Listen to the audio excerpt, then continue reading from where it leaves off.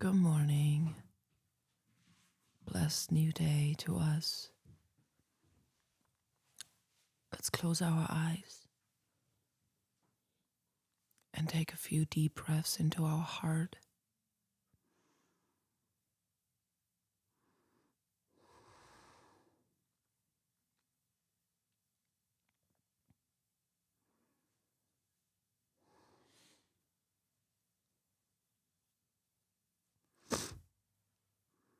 And from our heart, we breathe deeper into our feet.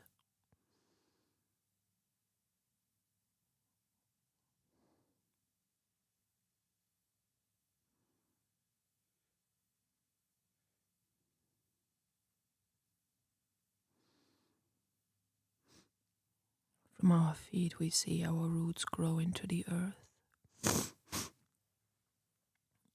reaching all the way down to the core of Mama Gaia, wrapping our roots around the golden core of the earth, connecting with the new earth, golden core. Thanking Mother Earth for supporting us, grounding us, and keeping us in a coherent state. Seeing all that support and nourishment and the blessings of the earth reach up through our roots into our body, into our heart, filling and blessing our consciousness, our being, our presence.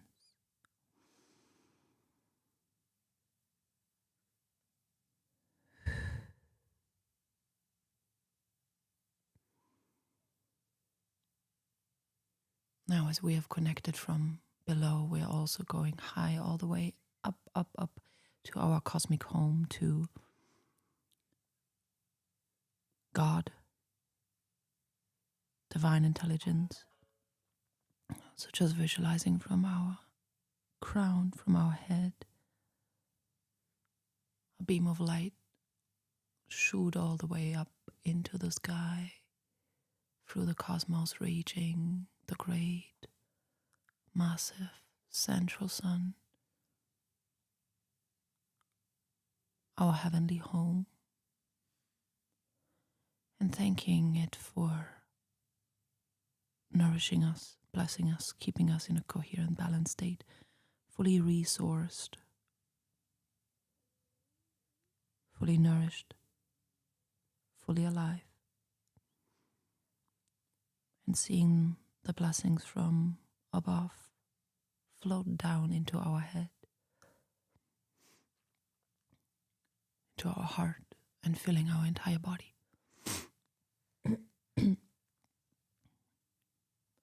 Now, as we've connected from above and below, we're just breathing in simultaneously the blessings from above and below, collecting it in our heart space, lightening up our heart.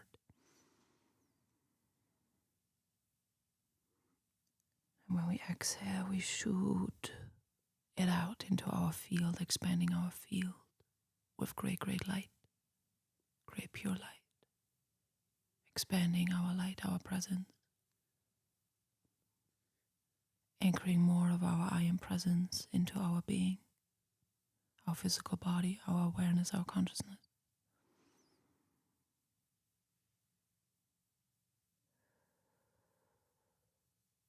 Seeing our field light up like a round golden sun in all directions, powerful streams of light, claiming our field to be clean, clear, pure and pristine, wholly whole and wholly healed, invisible and impenetrable to any and all illusions or energies that don't align with our highest good and our highest timeline. And we're calling it so, and it is done. Thank you.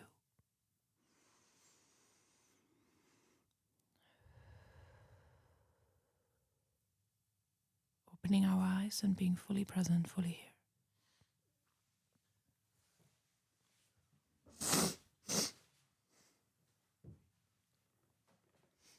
Wow, your eyes are always totally lit up after that.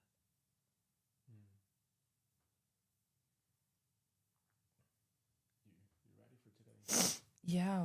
What's happening today? Same thing as every other day, as every other week.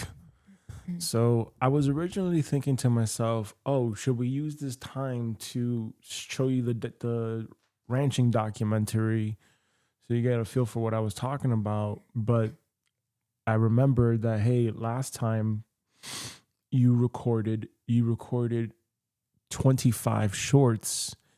I edited and published 15 shorts. Didn't I So record 50? did you record 50? I'm not sure. Hold on a second. Let me check. I think I recorded 50.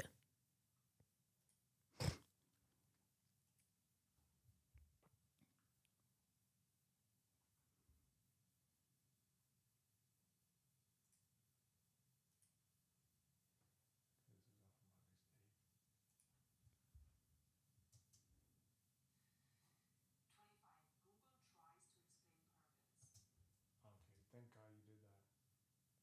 Google tries to explain purpose. Mm.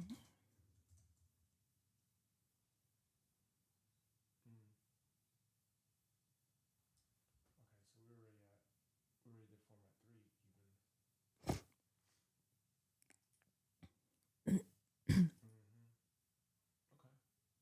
Okay. It was 50, right? Hold on a second. One.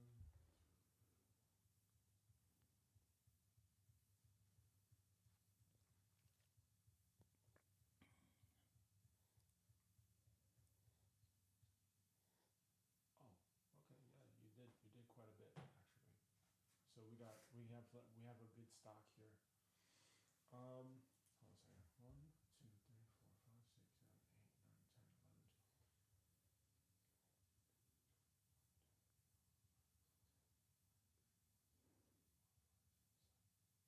Okay, so we still have 37.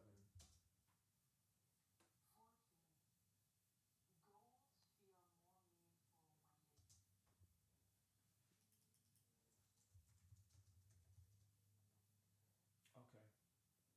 Okay, good. Yeah, all right, fine. So we still have a whole bunch then. Yeah.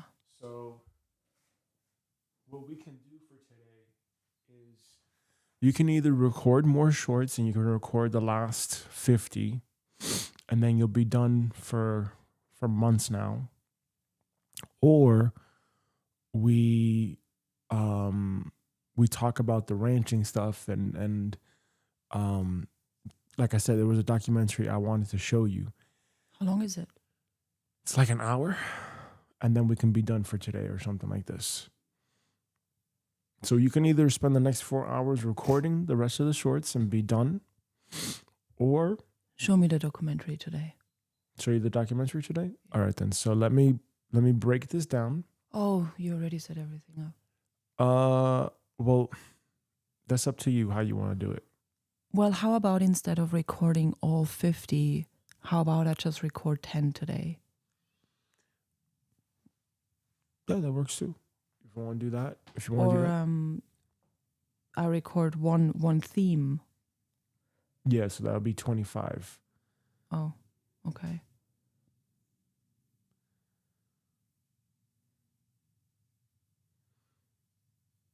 Also, too, you'd have to give me Regis.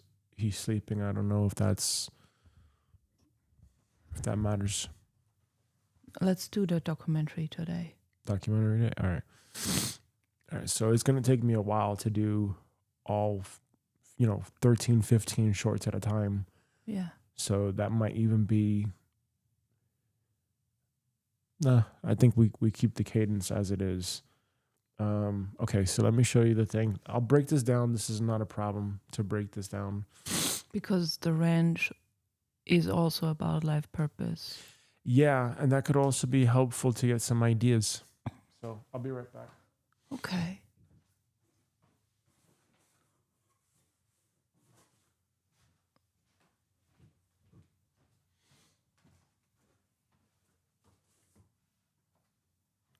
Okay, cool.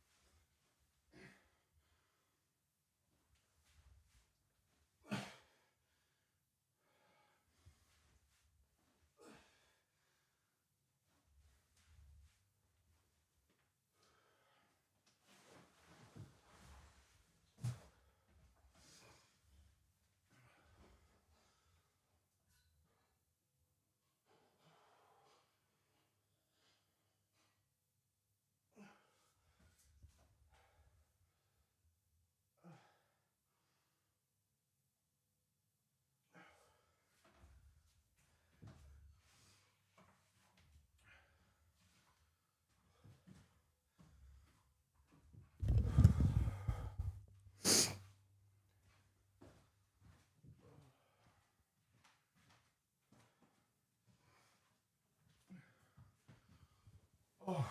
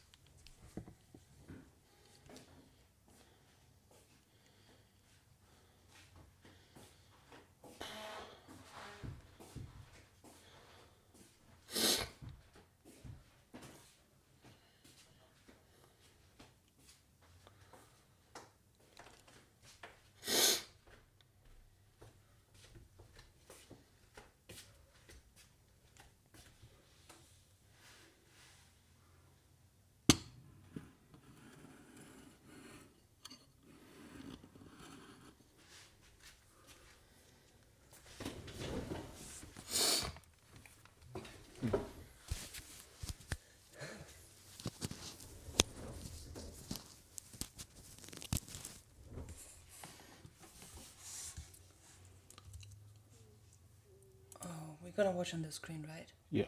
I'm gonna get my glasses.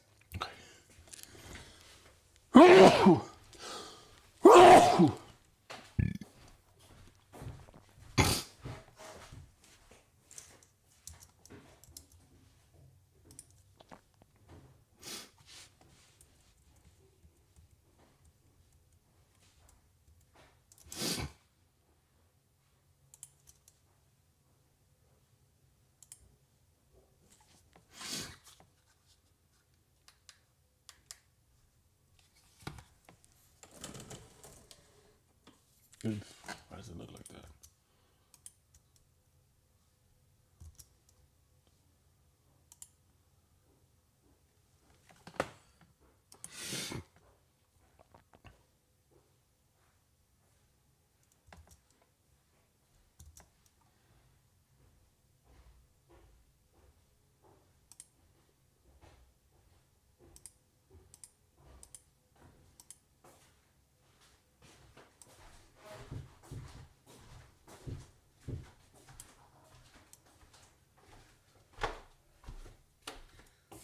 Let's have a documentary Sunday. Wow, it is so pretty.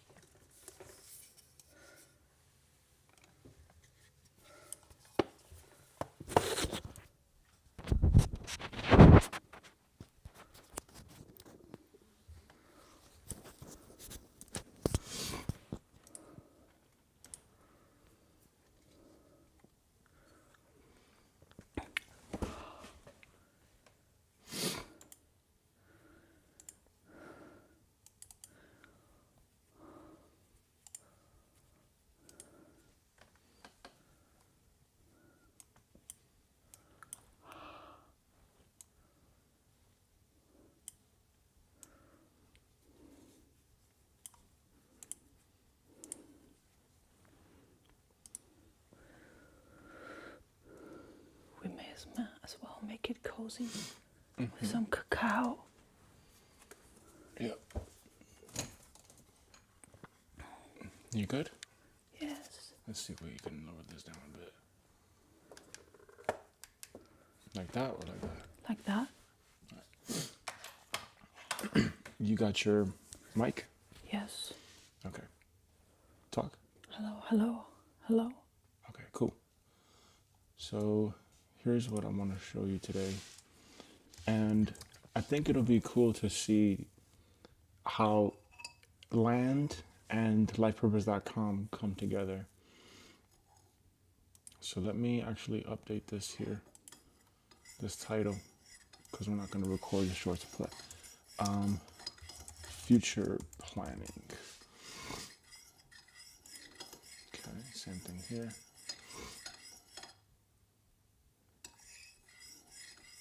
Okay, cool.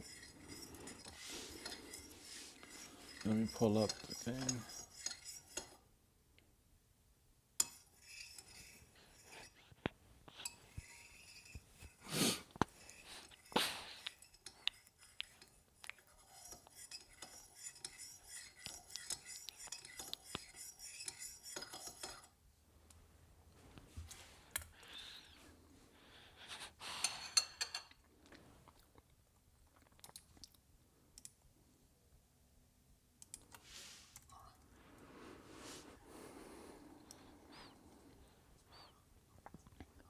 Hey, look.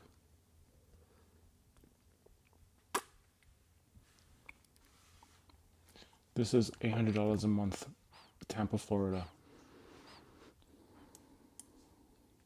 $800 rent.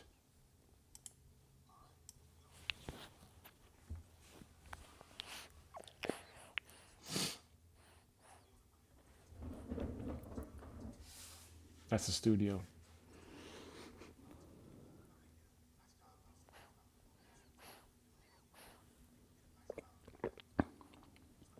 Is that already what you want to show me? No, but this is actually part of it.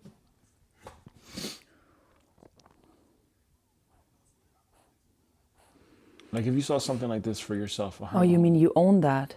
That looks like a box toilet. So if we were to build out a Hummer home for you,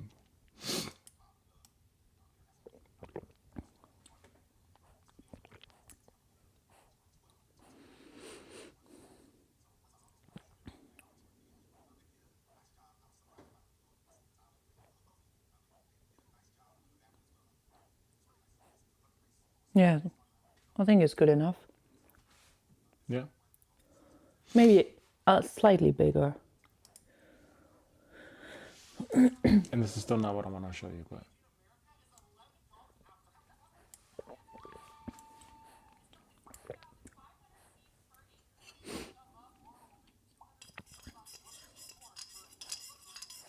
Well, let me know once you actually want to show me, okay?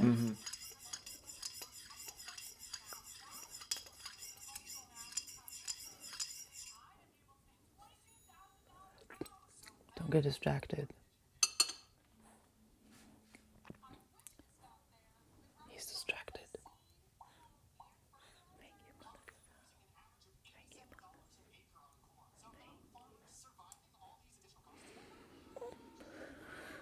Thank you. this is also It's like the important too. millennials are all becoming farmers now. Yeah.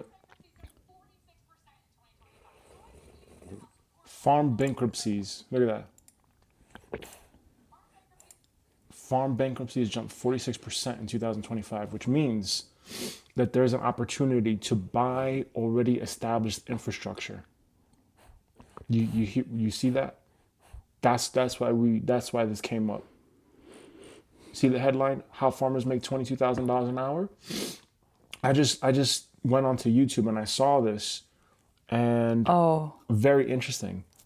okay. This is very, very, very interesting.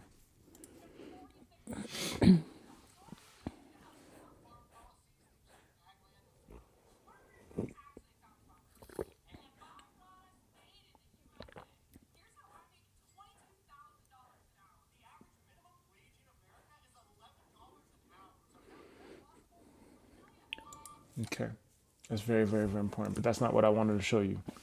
But this is also a reality too that has to be really understood. And therefore we have to really know numbers and we have to know how to make a profitable venture. It's very, very important. Okay. Right. This is the one that I want to show you. It's only 37 minutes.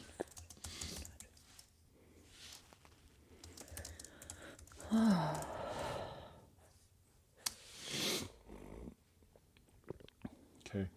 This is called 500 Miles, the Story of Ranchers and Horses. And this is a family operated establishment. Okay. This is a family operated ranch. And the main things that I have been seeing over and over and over again is that if you, when someone says they own a farm, this is going to be the lesson that we have to really understand. When someone says they own a farm and yet they operate on the farm, they're self-employed. We have to understand the difference between the two. And so far with the stuff that I've been researching about the agricultural business and the course I took and the courses I'm about to take, these people that are teaching this, they're teaching this from an operator standpoint. They're somehow expecting the owner to be the operator and the owner. That is a big misconception in a lot of people's mind, myself included, until I went to Business Mastery. Exactly. And all the stuff that I was trying to tell you about before, this is all stuff that Tony Robbins confirmed, minus some like number stuff that I needed to understand. But this is why, once again, I kept emphasizing, hey, look, if you are undercapitalized, if you're undercapitalized and you don't know your numbers and you're not a real owner, you're not gonna win. We have to really understand that, right? And Gary Vaynerchuk is an exception because his dad owned a liquor store in New Jersey. Okay, so Gary Vaynerchuk already had the infrastructure. He was not starting from scratch necessarily. Okay, he got to see his dad do the operations. He saw from his dad. He saw the mistakes. He was able to see firsthand. It's not like he just all of a sudden one day with no background, with no infrastructure, just started doing the thing, you know. But that's also why you need real world experience. You either get the real world experience early on by observing and having an apprenticeship, which is what I'm trying to do here, or you have to learn the fundamentals, work in some company, and get that experience somehow so that you understand what you're doing. Because what did we just see with the short? 46% of farmers declared bankruptcy in 2025. That's last year. That's not like 10 years ago. That's last year. So what that's telling me is the people that are running these farms, they don't know what they're doing. Yeah, or perhaps They know the operator stuff, but they don't know business. And that's the other thing too that Jennifer was saying in the call, is she was mentioning the thing about like there's all these energy healers, whatever, and they're saying I want to make more money. Yeah, you're not going to make more money if you don't understand the very basic, which is business. This all comes back down to that.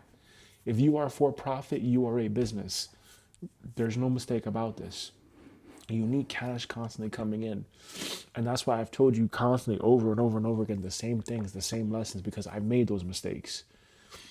And this time, if we're really trying to build an actual asset, a business can be a liability or an asset. If we're trying to build an actual asset, I'm sorry. I didn't mean to disrupt you from your cacao. No, you don't. Okay. Please go ahead. If a business is intending to be an actual asset, remember, we're going by Robert Kiyosaki's definition of what an asset is. If you own a home and you're paying property taxes and everything, it's not your asset. It's a liability, right? It's a liability because it's taking cash out of your pocket. It has to put cash back into your pocket. It's the same thing with a business.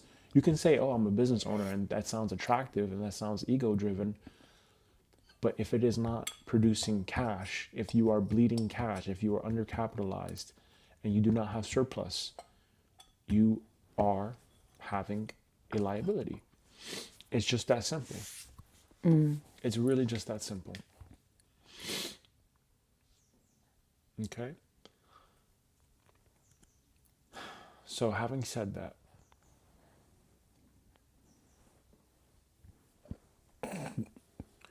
what we're going to see here is a family-owned ranch. It's a documentary on a family that owns a ranch. And I want you to really pay super close attention to their story.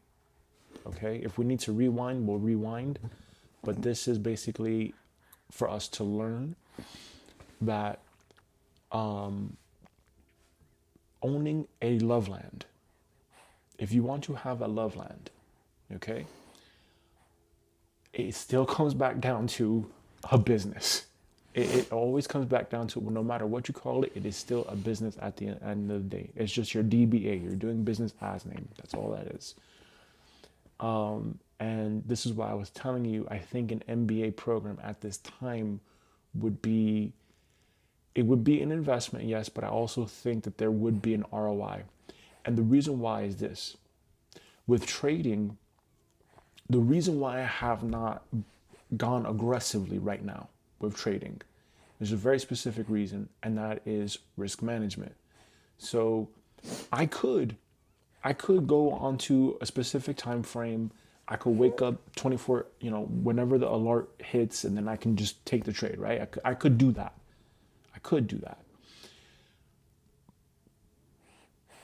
If I had $1 million and I did that sort of a thing, okay, I could lose it all.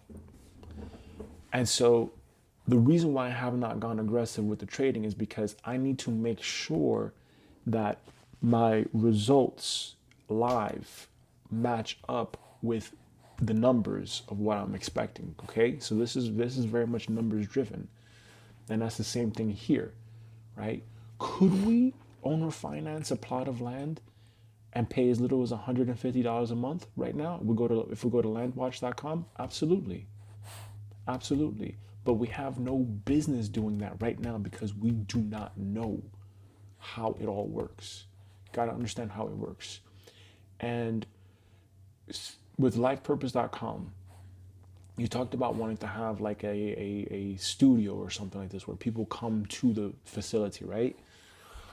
You have to understand, when you buy a piece of land, what is the restrictions of that land, right? If let's say we leased a plot of land, we're leasing it from an owner. We have to understand that. If we buy a plot of land, we're leasing it from an owner. Sorry. If we lease a plot of land, right, we don't own it. Yeah. Therefore, there are certain restrictions and agreements, like with renting a place, like what can you do to the place? Yeah, leasing is like renting. Exactly. You're just Yeah. leasing it for a longer period of time, so you still don't own the thing. Yeah. Okay? So there's that. If you lease land, you don't own the land. You don't get the say. And even still, if you own the land, you still don't get the say. Why? Because the government. Yeah, I mean, ultimately it all belongs to open source. Right, exactly. So you don't own anything. So even if you say you own, you don't own anything. And that's the thing about having a That's business. the illusion. That's the illusion, right? A business owner does not own a business. Does not own a business. They own nothing, but they control it. Right? Yeah, like you're being granted the honor to take care of it, whether you want to call it you control it or you're guarding it. Exactly.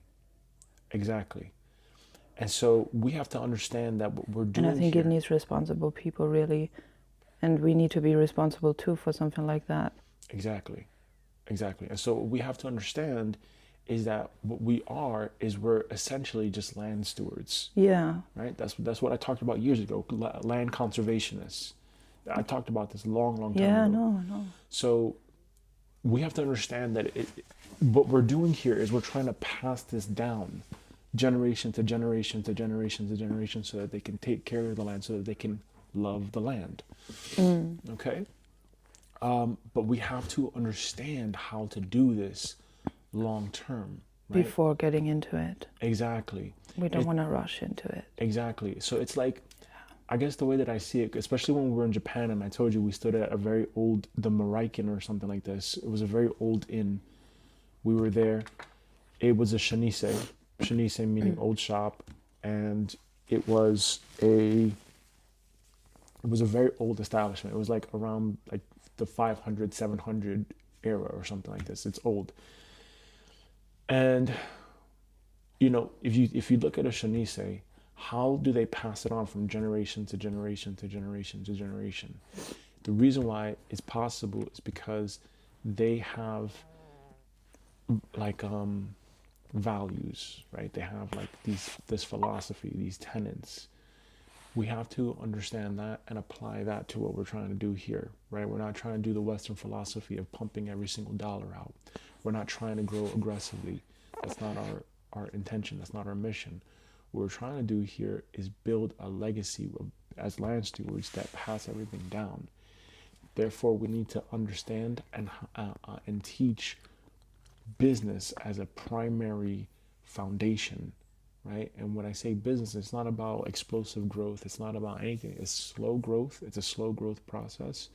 And we need to make sure that we do not take on excessive debt.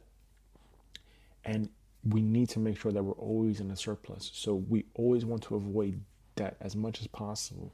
Because while that sounds like, like for Robert Kiyosaki says, like there's people that know good debt and bad debt. Yeah, understandably. But you also don't know the forces of nature that happen. Like anything can happen at any given moment. And then all of a sudden you're not able to pay back the debt. Then what happens? You have to foreclose on your operation, right? You have to foreclose on your home, all that stuff. So in order to really understand this, we have to understand that there's when people say certain things, like you hear certain catchphrases or whatever, that's a play on words. It's a play on words. Like the same thing with the ophthalmologist here. It's a play on words. Okay? That is not exactly what it means. You have to really listen to every single word and understand like what are they saying here, because it's not the same thing, right? We know that deprivation amblyopia doesn't set in until the age of 10. So to say someone goes blind just because they have a cataract is not true. It's just a film thing covering the eyes. That's all that is.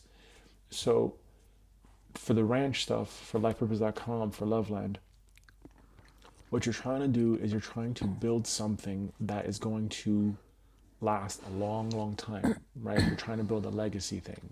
And for what you're trying to do with the new earth stuff, right? Anchoring in a specific frequency, that takes time, right? It takes time for someone to feel safe to think about their purpose. It takes time to, even if you just go by the cycles of nature, there's always a harvest season, but there's always a season for planting. And then there's a season for maintaining the thing.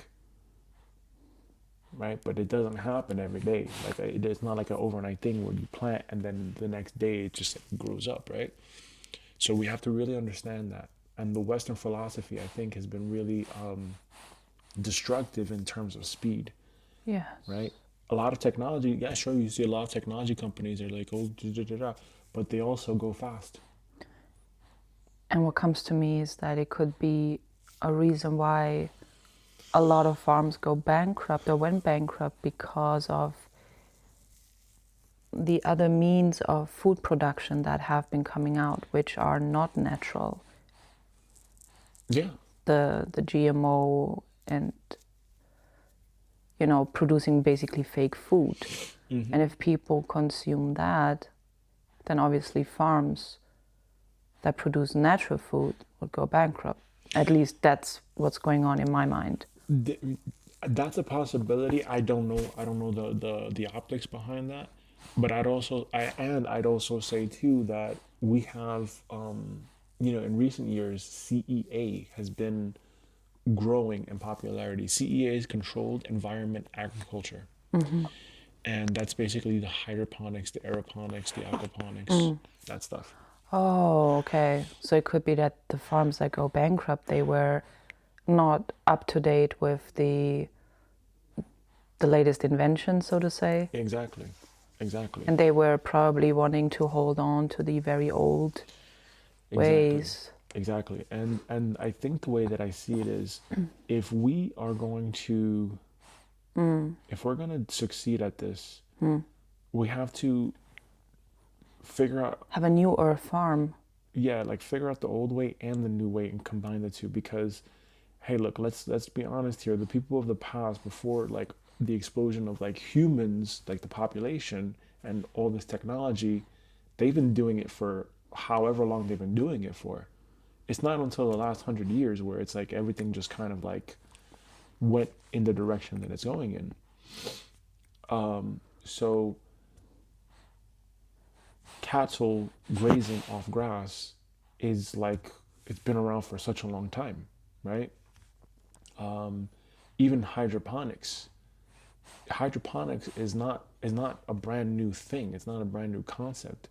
I think like the Greeks or the Romans or some culture in Asia, they've been doing that for a long, long time, where they put like these floating pads on the water and they grow rice on water, on still water.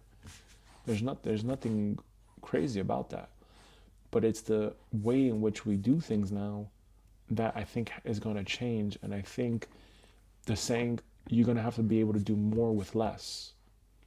And that's the case with vertical farming.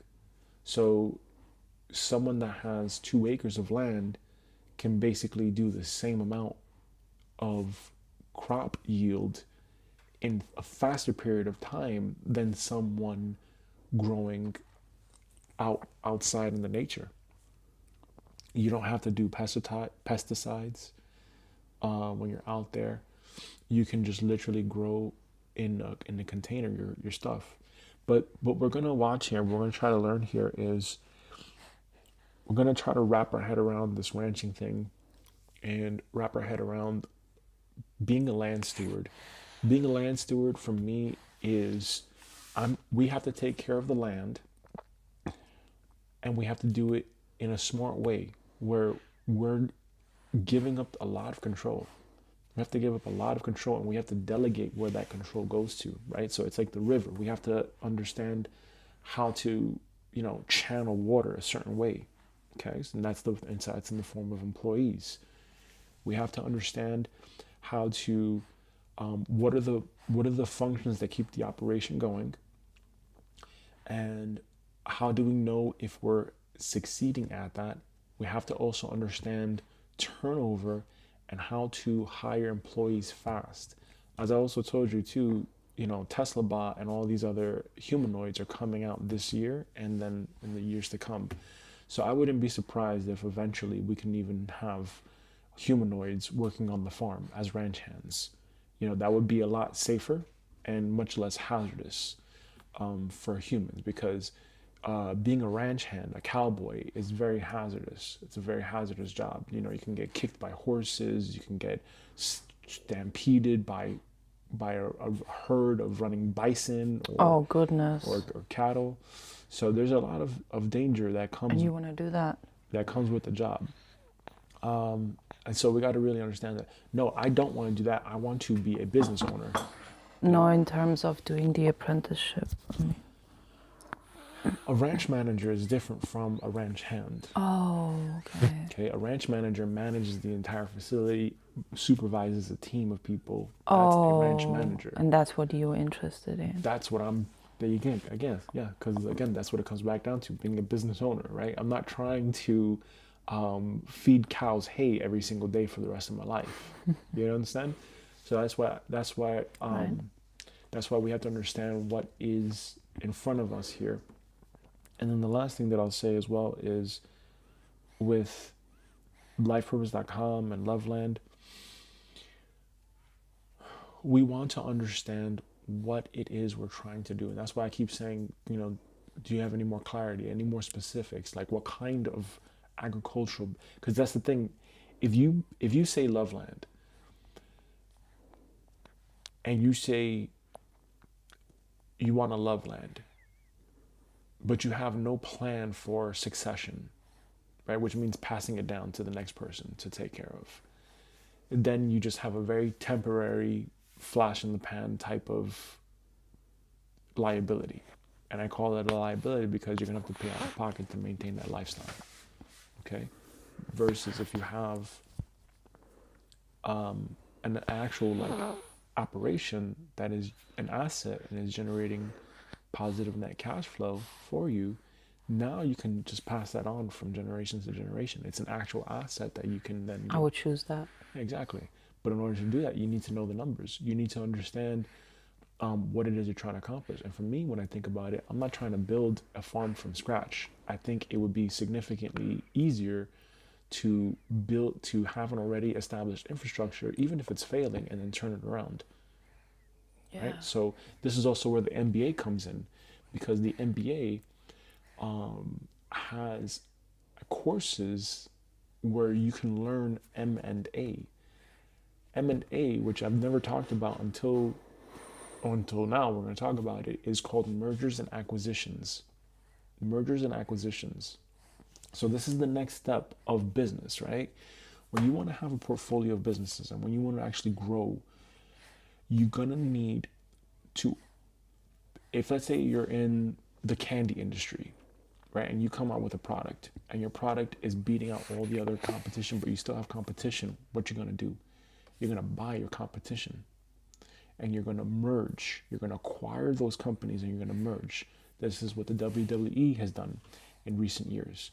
The WWE, because they grew into the company, they started buying up smaller wrestling promotions. Okay, so they were acquiring them. They're still keeping their brand up, right? Like AAA wrestling or whatever, but they now are owned by the WWE.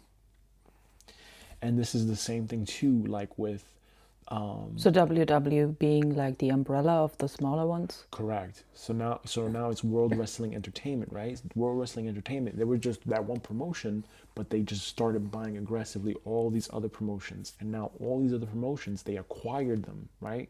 So because they're so small and because they're failing to keep the lights on, WWE has purchased them at a very, very low cost. So imagine this now. You're talking about having a Loveland franchise. If you were to successfully do this, what you're going to do, you're going to understand M&A. You're going to understand mergers and acquisitions. You're going to understand how to evaluate and audit deals. You're going to understand and learn everything you can about the valuation of a company. And then you're going to go to a failing company, to a failing farm, and you're going to buy it. You're going to buy it so that way the farm owner, who is now declaring bankruptcy, now has to relinquish their property. Okay? We have to understand that. Okay? And usually, like, there's other terms too, like EBITDA, like EBITDA, right? It's the valuation of a company and how much you would acquire that for based on their revenue, based on their numbers. We have to understand numbers. We have to understand EBITDA. We have to understand how to acquire a company successfully and then repackage it, right? Do all the rebranding and all that stuff. That's where an MBA comes in, right? And the MBA program that I'm looking at from Geese, they have also course selectives for agricultural business. So this is why I think this would be the time to do this, because as, again, data centers, solar farms, less land being available for purchase, I'm not threatened by that. I'm just thinking, okay, someone is going to make a mistake. We got to be able to capitalize on that mistake. And it's nothing personal. This is where it really is just business. Got to understand that. So from my perspective, I'm not thinking, let's build something from scratch on raw land or whatever. No, I'm thinking, let's acquire something that's already established and make sure that if it's not profitable, we figure out why is it not profitable and then make it profitable. Okay, because if it's the same thing like with Jerry Jones with Dallas Cowboys. The Dallas Cowboys were selling in 1988 for $200 million. Because they lost again that season and they had a horrible record, like they went 2-13 or 1-13, so they won only one game. They lost 13 games. Jerry Jones was able to buy the Dallas Cowboys in 1988 for $140 million. So that's $60 million off. That's a steal. Because now he grew it into the number one franchise in all of sports. So that's what we have to understand. How do we do a Jerry Jones where we buy something that's failing, turn it around, and make it big? That's how you're going to do it with Loveland. That's alchemy. Yeah, exactly. That's alchemy. That's how you're going to do it with Loveland, though. Oh, wow. Right. First you do the inner alchemy, and then you can also apply that in the external world. Yeah, exactly. Exactly. And that's how you take... That's just while you talk, like I see images and visions in my mind's eye. And I'm seeing like the old earth, charcoals, like failing businesses or failing farms as charcoals all over the world because we have entered a new timeline. Yeah. And then the star seeds of the new earth, they come in and they pick those charcoals up and they alchemize it into gold for the new earth. That's just what I saw in my mind's eye. Sure. Absolutely. However, it helps you understand that concept. But that's what we're going for. The Loveland, if you wanted to make it a franchise, that's what you would do. You would acquire failing companies and you would alchemize it. You would take the charcoal and you compress it and turn it into diamonds. That's what you would do. It would be the simplest thing. And just because a lot of farmland is now being lost or whatever, that could just mean that people are just buying up land. But again, how many people actually know what they're doing? That's the difference. You understand? Some people are just buying land just because they're buying land. Well, that was our plan. Exactly. And that's what But something felt like it's missing. Something told me no, like you're rushing, it's too fast. Exactly. So we have to, again, this is where we have to do our due diligence, right? And this is why we have to say no to many, many things and say yes to only one or two things. Because if we have a operation that is generating positive net cash flow, we have an asset. We can repeat that process with multiple operations, then we have more assets, then we have a portfolio of assets. It's a very simple process, but in order to actually do it, we need reps, we need the knowledge, we need the experience. Okay, that's how Loveland can become a franchise. Yeah, exactly. That's how it can become a franchise. That's correct. And that could simply just be with, you know, once you have the knowledge to turn a farm around, you can then show others how to do that and then have that be a franchise. Exactly. So now imagine we have, in the agricultural business, we have franchisees, and we give them the system, like the McDonald's Speedy system, which sets them up for success. And that system can then be replicated, and we can do significantly more with less. Exactly, a system for Loveland. Yes. On how to steward the land of the new earth. Correct. So remember the 80-20 rule, right? If 80% of the results come from 20% of the land, we can buy a massive plot of land, do everything we need to do on 20% of the land, and have the 80% of the land be just like, leave the land alone, so to let the land recover, to let the land just be. And the majority of our production is on 20% of the land. We live on 20% of the land. We do the majority of the work on 20% of the land, and we have the right team in place that can do all these things. These are all things that I've been sharing with you over the years, you know. But it's just getting into that mindset and really thinking from that perspective, you know. It's the same thing with the content stuff. Everything that we just showed you right now, everything I showed you over the last months, now, like, if we had the proper cash flow, this would be the time to just completely delegate this to someone else, right? Where they do the scripts, they do the editing, you show up and you do the recording, and then eventually, if you want to get your face out there, you hire someone else, and then they're the face now, and you have that entire process all outsourced, delegated to someone else. And you just repeat that process for the sales, you repeat the process for the courses, the coaching, all that stuff. That's how that would work. But I think that, you know, if we're going to do a Loveland, again, we have to understand what are the pitfalls that certain people do. And it comes back down to the psychology. If you really listen to everything, it's going to come back down to the psychology, right? So whenever you're ready. The consciousness behind everything that dictates everything. Yep. You ready? Yes. Okay. Let's go.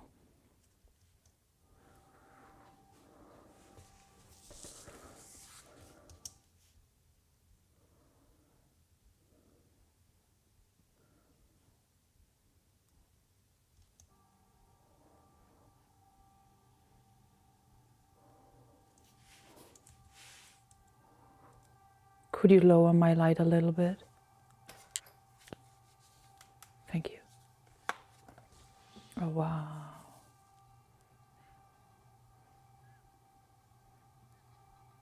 Oh, this wasn't the one. No? No, sorry about that. Oh, I already felt inspired by all these horses. Oh, yeah, if you want The to. fire horses.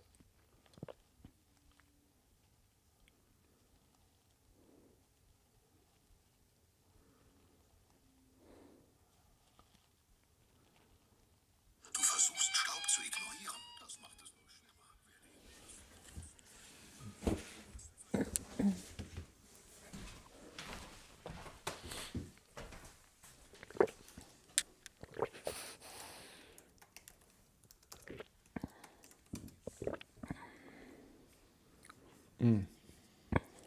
Truth about Reggie.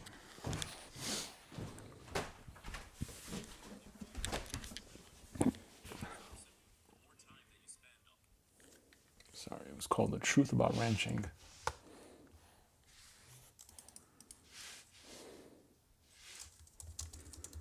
Oh, it's to the right. Yeah, there we go. Oh, good eye. Very good eye. Okay. We can also watch the other one as well, 500 miles. We can also watch the other one later if you want to. But let's see. The generations of their stories recorded into the deep down into the. Wow, I'm getting chills reading this. The stories are recorded in the earth. Mm-hmm. The history, like everything that ever happened on the land, Yeah, the Akashic Records. it's recorded in the land. Mm-hmm. Mm-hmm. Absolutely. And we've felt this wherever we traveled to and we stepped foot onto the land. Mm-hmm. We felt it. There's a different energy at every place we went to. Yes. Tell you something, boys, if you will listen, please. I am an old cowpuncher, and now I'm dressed in rag.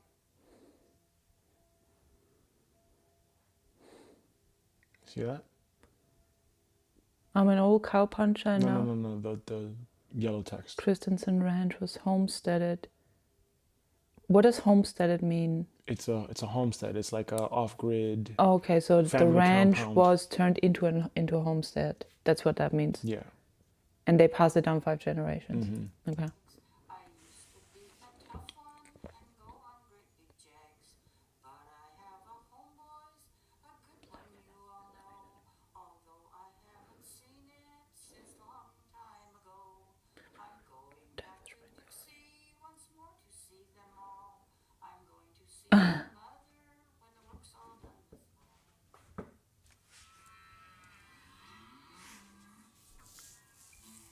That's Montana. Marsburg, like the last Wow.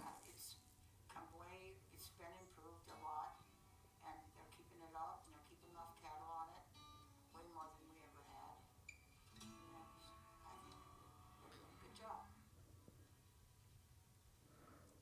And I boss them, but they don't listen to me. Oh, she's cute, huh?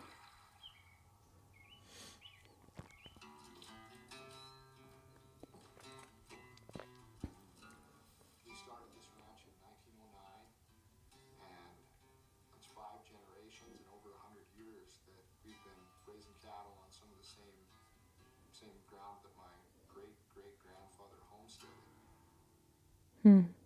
All of them figured out a way to be sustainable, so I guess it's my turn. Wow. Do you see? You He's- always find the right things. Yeah.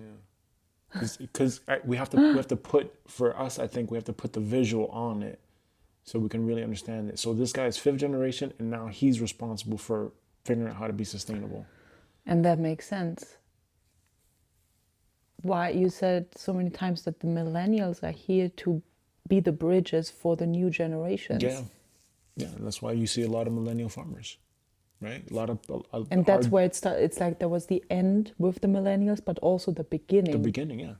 So they're ending it, turning all the old around, and then passing on the new to the new Yeah, generations. exactly. I'm getting chills. Right? So there's Gen X, and then there's Gen Y, which is us millennials, and then there was Gen Z, then there was Gen Alpha, and now Regis and Sarai's generation is Gen Beta. My favorite season is the one we're in right now. Springtime in Montana, cool mornings, warm days, new calves hitting the ground, Wow. watching the river go by. A little bit of mud every once in a while always makes you feel better that grass is coming in the hills and seeing that green poke up. But it's just kind of the beginning of everything that we work for. You know, this is where we begin the year.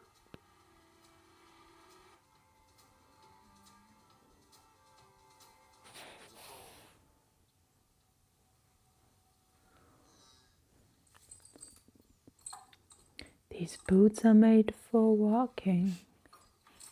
I'm pretty sure since the time I could talk, I wanted to be a cowboy. Watching Dad, I mean, my hero was John Wayne. I'm named after Jesse Chisholm that created the Chisholm Trail. And, it's been Can you turn up the volume slightly? beginning, as long as I can remember, that this is what I want to do and where I want to be, and carry on that legacy of ranching.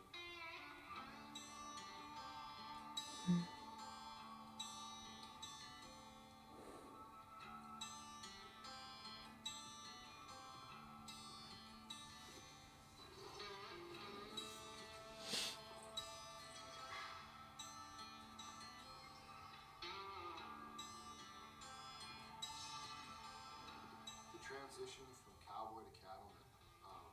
When I was young, I didn't care. As long as I was doing the work and having fun and maybe getting some jobs done that I wanted to get done, I just kind of took it for granted that the grass was going to be there. I took it for granted that somebody was watching our bottom line, and it didn't necessarily have to be me. I just showed up and kind of. See, and that's important. We have to understand that if we're going to do this, we're going to pass this down, we have to have that conversation with Regis and Soraya at some point. And then we have to tell them, hey, look, this is what we want. This is what we would like to happen. And we would like to know if you're up for that. And in order for us to do this successfully and have this handed down to you, though, you're going to have to learn some skills here, right? So maybe they do have to go a specific route into like getting a bachelor's in ranch management and then getting a master's in MBA and going through that entire process just so that they have the education, just to make sure that every single generation has that education so that they understand how it works as a business, right? Gotta understand that. Went with it. And now that I've moved more into a managerial and ownership role, now I'm realizing that there was quite a bit of things that I took for granted. When to move cattle. And see how they're all coming together as a family and they're talking? That's what I'm talking about. Us sitting at a big conference table and we're having these family meetings and we're talking about, hey, here's the numbers for the ranch, and getting Regis and Soraya comfortable with the numbers and hearing, how we're going to grow, our projections, our forecast, how did we do for the year, our revenue up, down, and really get them in to hear those, to have those conversations and to hear that stuff, right? So it can seep into their subconscious, How many cattle do you have there? If you take too much, there's going to be substantially less in the coming year to come into. I think we're sitting better than we have for the last couple of years. We've got 3,000 bales sitting around that we're not going to use this year. We have enough hay for next year, so that's going to be something we can put on the market right off the field. Use up our older stuff ourselves. We're worried about cattle prices. We talked about the avian flu.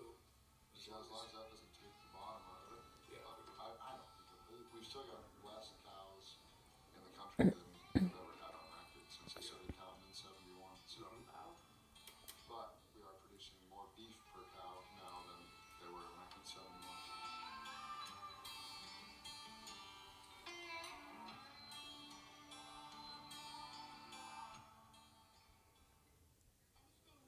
Is there anything somebody did that didn't want to take care of themselves either? Peppers just like peppers on just ham and peppers. My father's father passed away when he was 14 years old, and making the decision to keep going or not, and they had some debt on the place at that time, and while he was dying, he called my grandmother and my dad into his room, and while they were by the bedside there, he said, "Looks like you've got enough money ahead if we sold the place and all the equipment and all the cows, you guys could buy a house in town." And he said, "Or if you guys want to try it, we could borrow more money and get you guys some equipment that works a little better, something that a 14-year-old boy might be able to keep running and get something done. So he had children with 14 years old? And then you'll be 100% leveraged." So what he's saying is that the guy that's just talking right now, his dad's dad, so his grandfather was dying. So his dad inherited the ranch, and he had the responsibility of keeping the family ranch going at the age of 14 years old. Okay. And he gave them the option. You can either sell everything now and you can just buy a small house in town and you're done. You're out of the ranching. Or we can take on a loan. We'll take on debt. But you can get the equipment that you would need so that his dad could take over the ranch at 14. Okay? And then he's basically saying, but you're going to be 100% leveraged.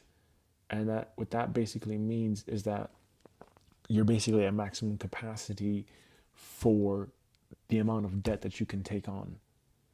So you would have to basically be able to make it work. Okay?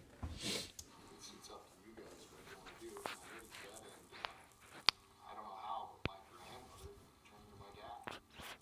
What do you want to do, Chris? I mean, that's a 14-year-old boy that's taking off his family. And he said, I want to be a rancher. They borrowed the money, bought the equipment, and my dad tells a story that when that new tractor showed up, his dad got out of bed and came to the door while he's 14 years old, sitting in the seat of this new tractor. And he wasn't well enough to get in it, but he got to see his son in it. And yeah, it almost makes you emotional.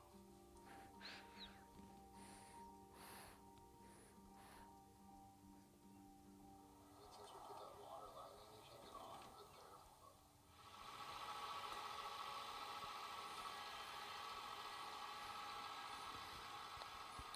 My responsibilities in this ranch probably changed when my dad got elected to a national position.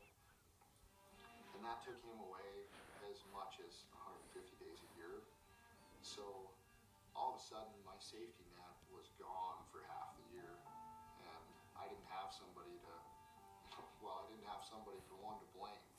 Things didn't get done or the right decision wasn't made because I was the one that was making those decisions. And I think that made me step up and made me grow. It could have been something else. I mean, I worked off the ranch in Colorado for a year, and it just seemed like a lot of the friends I made there all had the same dream, and it involved buying a little piece of property, a little ways out of town. Maybe I can raise my kids, where the fence isn't the property line, and we don't have neighbors right next to us. Maybe we can have a horse and some chickens and heck, maybe even a cow, And I just, I realized that I had that. If I just went home, I had what a lot of people dreamed for.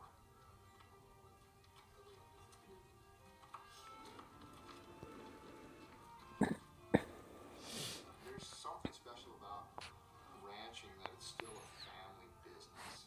Not a lot of people get that anymore, I don't think. And we have our ranch meeting once a week, and I gotta go sit with my parents. And See, we have our ranch meeting once a week. That's really powerful. Because generally speaking, people who work jobs, they work in other families' businesses and grow other families' legacies. That's right. So you can either build your dreams or you build someone else's. Right? But we also have to understand, what does it take to build ours? It takes work. Yeah. Okay? It takes a lot of knowledge, information, and Intention, heart. Exactly. Inner alchemy, right? The inner work as well as the outer. Right? But we're trying to be like that tree in Hawaii that, if there's a tornado, it's got such strong roots that... Yeah, it also comes down to your priorities. If you are a person who just wants to get a monthly paycheck, then probably working for someone is fine. But these are not our priorities. Exactly. So we're playing a different game already. You gotta understand that. If you're playing a different game, you gotta do different things to win that game. coffee with, my grandmother, and it's not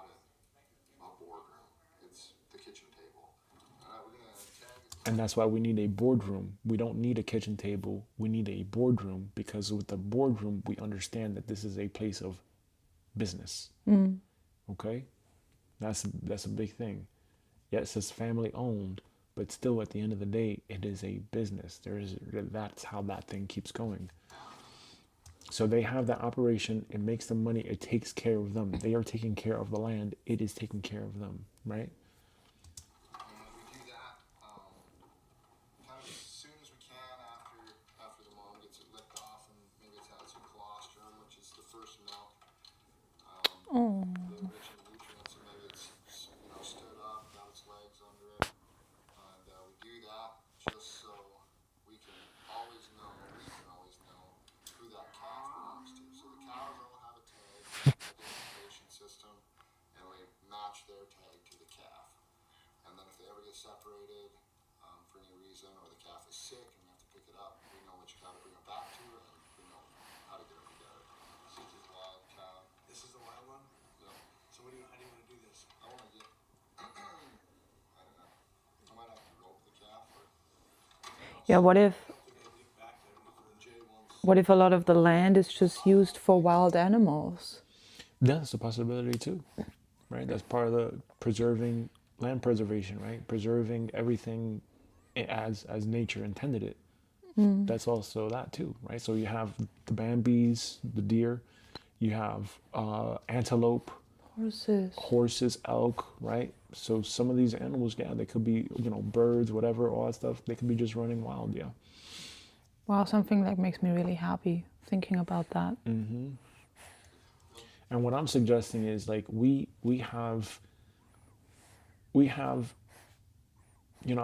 not intending to necessarily do like a great if you could do a higher net profit margin business, but my thing is like, how do we do something in a way that is the least destructive to the land? It helps the land. It makes sure that by the time that we go, the land is better because we were there. Right? We want to leave the world better than we found it. We want to leave the land better than we found it. Make sense? Yeah.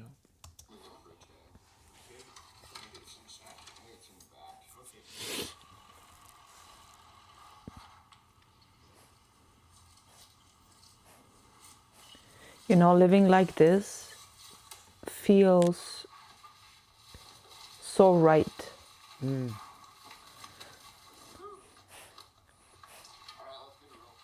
It never felt right to me to move into an apartment, or it always felt like this is not right for me. Yeah. But I couldn't really explain it. No. It's like, no, I'm meant for something else. Yeah. And even still, like if you look at them, they're driving around in a pickup truck, right? They're driving around in a pickup truck when in the old days they were doing horses. So, farmers and ranchers, they're gonna evolve. Yeah. Right? So we're gonna have to be, I think, a few steps ahead of what is currently like the norm in order to really Go around with a spaceship. Yeah, maybe. And that's why I think With a floating bot. this is why I think having a Tesla, like Tesla bots or these humanoids that can act as ranch hands, I think that's going to be massively valuable. Massively valuable. We have many ranch hands in the form of humanoids, and then we have an actual human ranch manager, and then we have a CEO, and then we have a chief of staff, and then we have us as the owner. I think that would be very, very valuable. We also need someone to head marketing and sales and finance, and I think that would be good. But that's the other thing too with the MBA, that with the MBA you can be a consultant of any company, you can be chief operating officer of any company. Hey, milk boy. Hey, handsome. He looks so cute with this hat. Yeah. Hey, we're watching something interesting. Can you cover his ears?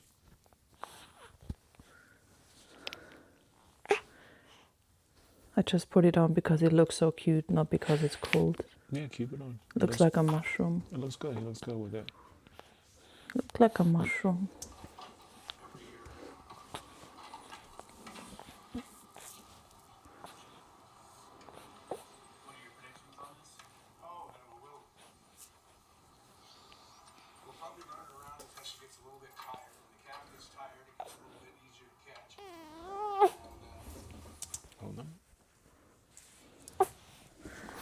When he's turn it right back, okay. Oh boy, needs some milk.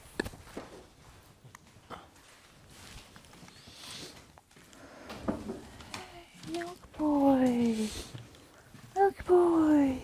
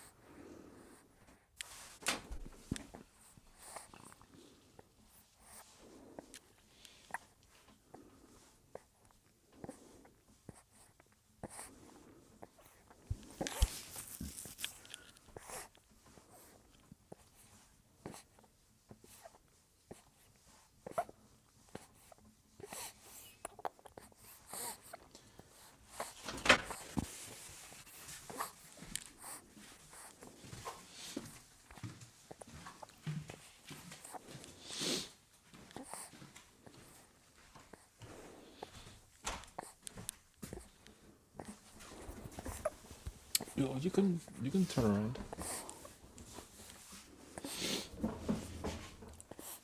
Okay, let's go back here. It's just gonna get a little faster. Wow.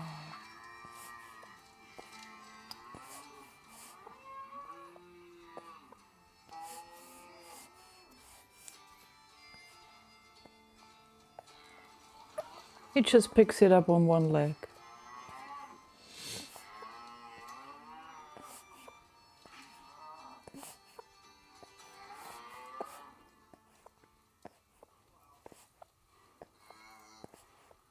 don't like to raise them like that, but there's still a couple of them left.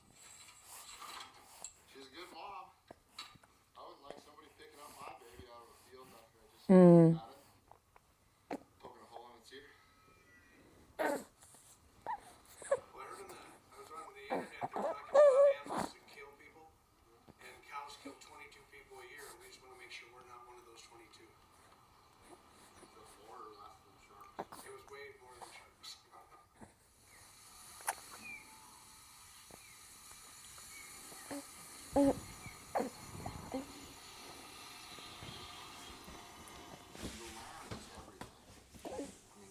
It's our home.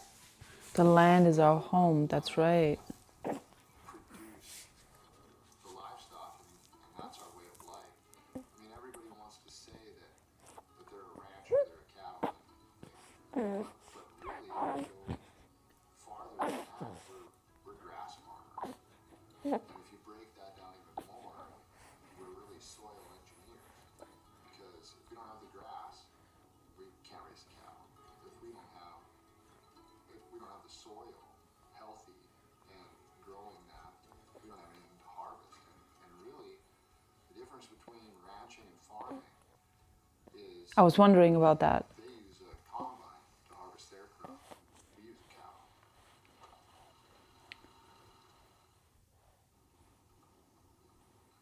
A rancher or a farmer is the biggest gambler you've ever seen. You know, he's depending on something that's completely out of his control. Huh. When I started telling people that I was going to come home and ranch, they just said there's going to be good years and there's going to be bad years. And I kind of let that roll off, and I had some pretty good years in the beginning. And then one of the misconceptions I had was when one of those tough years did come, it lasted all year. I mean, it was hard all year.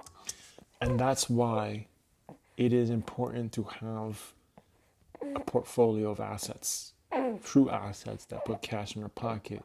You don't just want to depend on one thing. Exactly. That's why trading, right? So, I think for as long as money exists,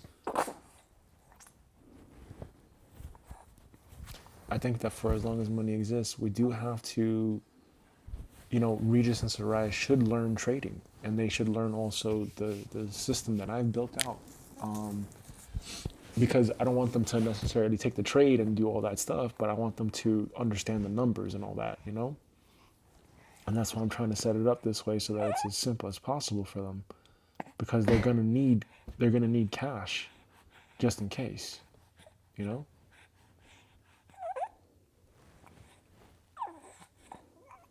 Handsome boy.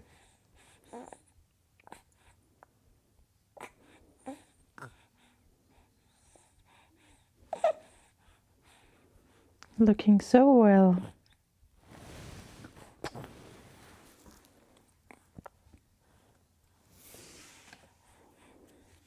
Alrighty. You have a bad start, cat, and then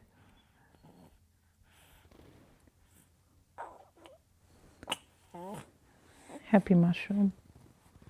Happy mushroom. He looks like a mushroom with that hat on. I think everyone does. so all the inputs that you put in the ground are coming up, and then the cattle start to walk. So you got to move them around, and then you move them around where you have some water, and pretty soon you don't have any grass. Can you pause it for a moment? You know, I really start seeing it more and more now. Like, there is no difference between what you do internally with the internal world of taking care of your internal garden and how you then take care of the external garden, because this is actually the same thing. So the inner work that we have done for the last years, we have rebuilt the inner foundation. We took out all the weeds, we replanted the seeds, and it's pretty much the same in the outer world too. That's right. All the inputs that you put in the ground. I really would imagine. So for me, All the inputs that you put in the ground, what are the inputs? It's your thoughts, it's your intentions that you put into your mind, your subconscious. yeah, yeah, It's the same internal and external. yeah. I'm thinking for sure, like something about the cattle ranching is very appealing, and I'm also thinking something about CEA is also very appealing. What's that? Controlled environmental agriculture, Oh, okay. the hydroponics Oh, yeah. stuff. So I think like there should be something. Like for me, I'm also I just be really honest. For me, I'm very very much interested in kombucha. Yeah, kombucha with rose petals. Kombucha with blueberries, kombucha with apples. We can make our own apple cider. We can do all those things. And those are value-added products because it's not just raw. It's not just raw. We're building value-added products when we do those things. And I'm thinking also too in terms of health and wellness, having like certain proteins and also bars. And that's also why I said for you, I would like for you to be like the inventor of the love bars or the love balls, you know, like we talked about yesterday. Because I do think that if we go direct to consumer, like Jennifer was saying, DTC, that's what she's doing with her clothing stuff right now. If we go direct to consumer, we have a Shopify, but we have to have a marketing director that can also outsource and find a freelance team to do that so we can be a little bit more lean. And I would say we have to have products that we can preserve so that it's not like it expires, and we can ship that international. We can ship that nationally if we had to, and we could also ship internationally if we had to, you know. And so that's an operation. So we need someone at each and every single phase of the thing to be able to do that. But there's a lot that you can do with dairy cows. You can do milk, you can do yogurt, you can do cheese. We can turn that into whey protein. And that's already a whole bunch of products, right? So we have to. That's what I'm saying. We have to get real clarity on what is it that the market wants, and what is it that we feel comfortable with doing or willing to do, you know. But I think kombucha, for example, like having a blueberry farm, having apples, and then putting that into the kombucha, having certain herbs and teas, right? Like certain flowers that grow on there, like rose petals and all that stuff like this. That would be huge. A Loveland product line. And we can even, yeah, exactly. And just like you said with the rose petals, we could even make rose water. right? We can make our own rose water and we can sell that. Rose water infused kombucha. Yeah, exactly. We can do all that stuff. coming up. And then the cattle start running out of water. So you gotta move them around. And then you move them around where you have decent water, and pretty soon you don't have any grass there. And then the grasshoppers showed up and started eating more grass ahead of where you were trying to move these cattle. So it snowballed. And I guess we would have taken a snowball, it dust balled. Like it got bigger and bigger, and the problem just never went away. And it didn't go away all the way till up winter when we finally got a bunch of snow. And then we went completely the other way with we had the worst flooding that we've ever experienced here. Lost cattle and flooding. Had a terrible calving season. We were dropping Wow. snow one day, and then you're dropping them in wet mud that You see, that was like the dream I had. freezes at night, and not enough barn space. It was just one extreme to the other in 12 months. And I don't know, it gets hard, but when it gets hard, you either quit or you keep going, and both of them hurt. So just keep doing it.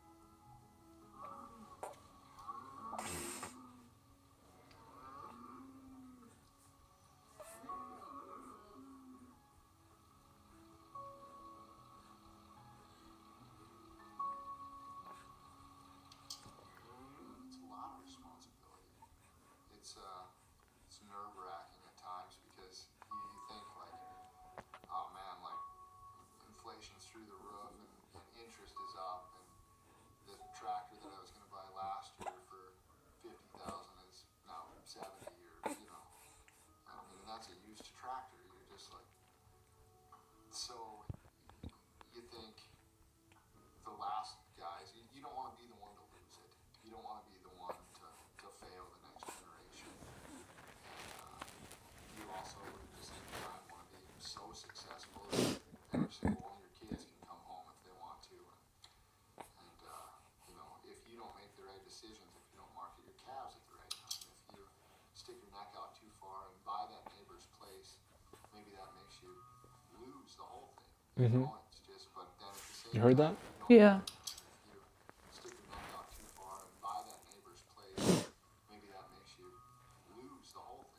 Do you want to elaborate on that? Then at the same time, if you don't This is what I was talking about with the Shanice, right? Like you don't want to. If we acquire something, we have to have enough cash reserves to acquire. We don't want to take on debt because we never know, especially in something like a cattle operation, for example.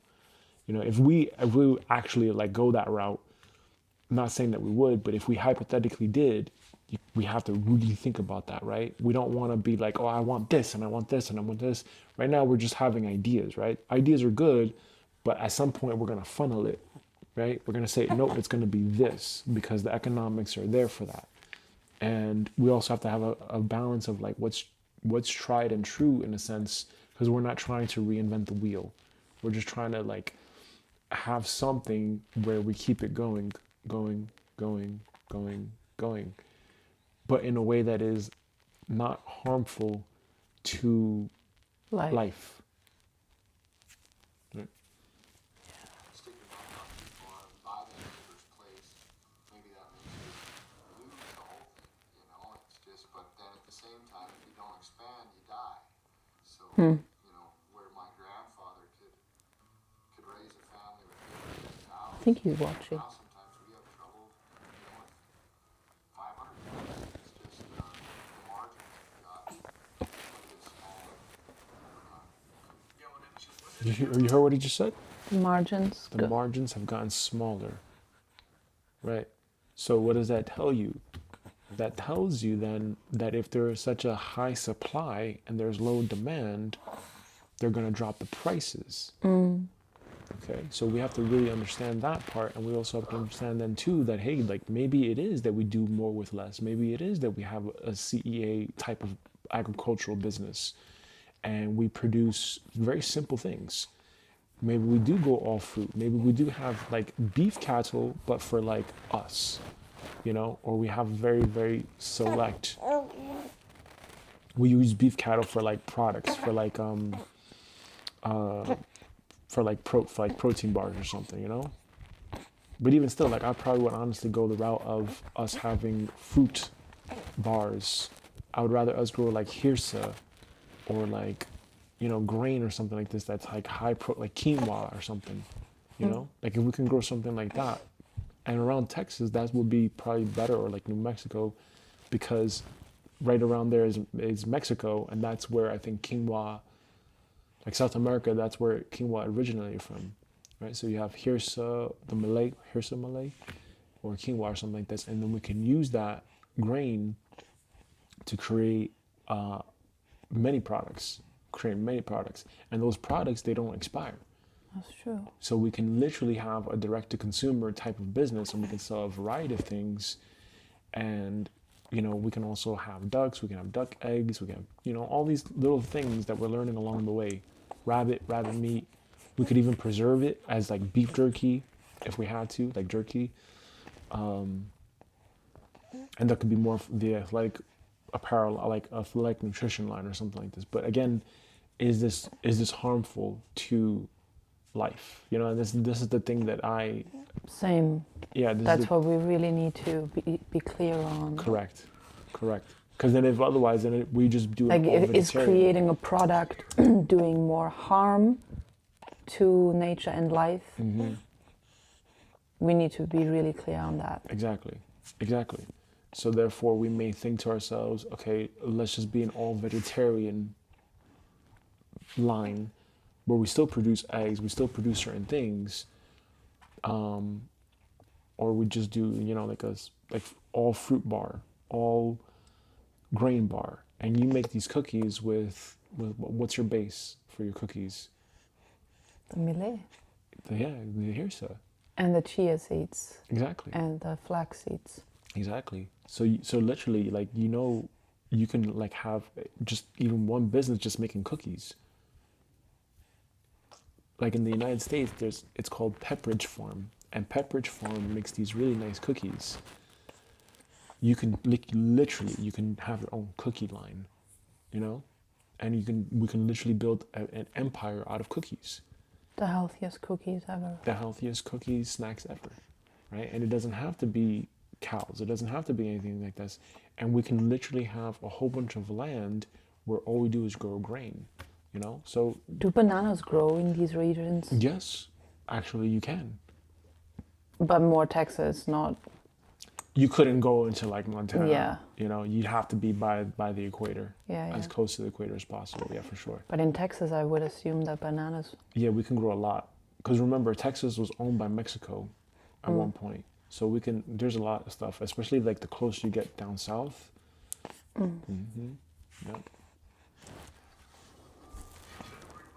The guiding principle for the ranch has got to be, it's got to be God. I mean, it all goes back to that. I don't think you can do this work if you don't believe in, you know, forgiveness and telling the truth and treating others as you'd like to be treated. Yeah, and then during the hard times, you've got to have somebody to talk to. And I don't know. I think there's probably more religious people in farming and ranching than other businesses, because we have a lot of reasons to pray. It seems like. Good job, Mom. That one's gonna stand up. Oh, yeah, first step. Good job, baby. Go get some milk. Cool. That calf's about 70 pounds, which is what we want out of heifers, because they're, you know, the cows end up growing, so they're a lot smaller. It's like the equivalent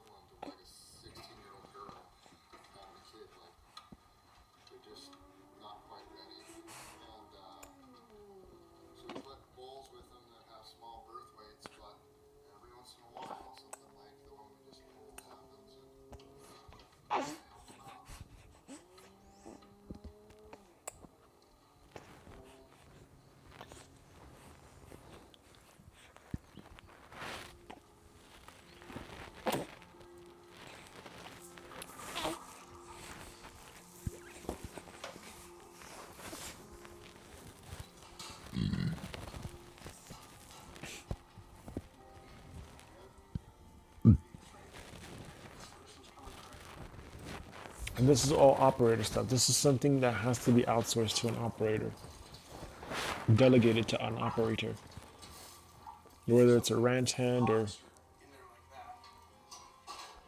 he's taking out the calf. So the calf is about to be born, is what I'm assuming here, and so he's got to now deliver the baby. So it's pulling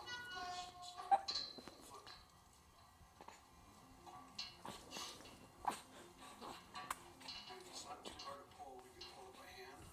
Yeah, they pulled Regis out too. I remember that. If not, we've got a tool that actually hollers him out. Didn't they? Not Slightly. really. Not really. Felt like it.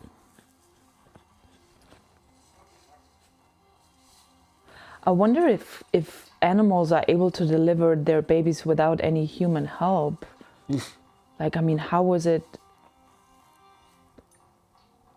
I would imagine it's just like with regular humans. You know, there's some people that some women that just do, right? They just like deliver the baby, and then there's some that don't. And the ones that don't, if you don't, you could die, and that's just the nature of life, right? Like with the penguin documentary.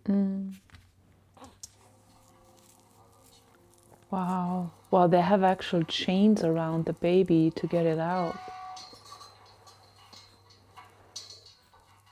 I wonder how many months they are pregnant with a calf. I don't know much about that. Yeah, I don't know anything about that either.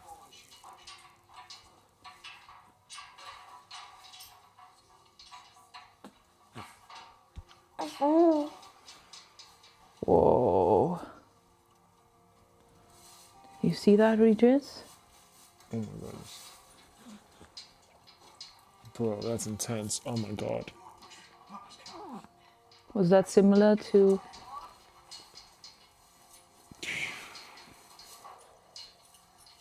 That's very similar to what happened with Regis. Like, it was just like I just saw the tip of his head, and then all of a sudden, Yeah, The that's whole- what it felt like. the whole head just popped. And you saw that, right? Yeah. You were to my left, though. You weren't looking right at my vagina, were you? No, You no. were to my left. Yeah. So you saw it down, you didn't look up. Mm-hmm. That's right.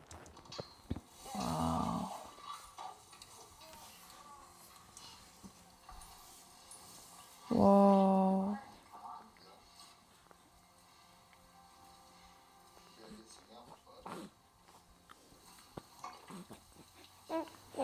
You go get some milk, bud. Wow, they stand up so fast.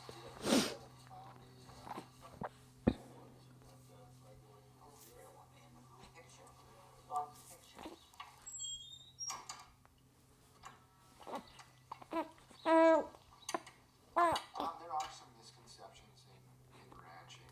I think right now it is probably an issue, but it's one that we're combating, and also I don't think it's as big an issue as a lot of people are making it out to be, and that would be carbon emissions. And I guess cattle don't even really fall under carbon emissions so much. It's more methane. And the half-life of methane in the environment is quite a bit less, substantially less than carbon. And a lot of people treat them as one of the same. And doing some things to combat our environmental footprint. And those things are, we're looking for ways to reduce water consumption. Right now, I just toured a place in western Montana that's experimenting with feeding seed, wheat, or algae to cattle, and that works to decrease that methane output. And another thing that the cattle industry has, in a way that it has changed in the past 25 years, is we're making more beef right now with less cattle than we ever had. Our efficiency. You see what that's a phrase that you have to do more with less. So they're producing more beef per cow than they did in 1971. Is what he was saying in the beginning of the thing. Do you know why? Is it because the beef have more meat on their skin? Yeah, and how do they get that? right? But also at the same time too, I watched that King Ranch documentary, and what I found was that they do intentional breeding. So they're constantly they were breeding. So with King Ranch, they bred a brand new species of cattle that was intended to survive the hottest of Texas climates without dehydrating and without like losing weight and stuff. So they had to breed like two cattle, and they had to keep breeding and breeding and breeding for 40 years before they created the brown reddish looking cow that beef cow that they have. So that could be the same thing too, where they were breeding, or it could be, you know, the GMO thing where they're feeding them corn or grain to, I think the term is like marble them out to like fatten them up, so that way they eat all that, they have all that weight to them. So I don't know how that works. has went way up. Whether that's through better genetics, better feeding practices, Oh, there you see, there you go. whether it's less cattle, 5 years. If we're making more beef right now with less cattle than we ever had, our efficiency has went way up. Whether that's through better genetics, better feeding practices, or how you're feeding them. We've made a lot of moves, I think, to be more responsible for our consumers, and that's our goal too. I mean, I live in this world, and I want my kids to have a safe, healthy, happy existence, and yeah, so I'm looking for ways to improve as well. You can always do a little better.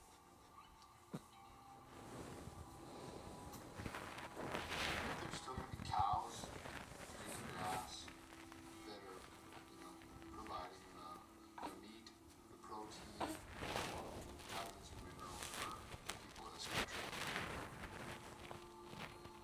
I've tried the plant-based meats. I've looked into, printing of protein, and I've also had a T-bone, and I don't think the T-bone's going anywhere. I just really don't.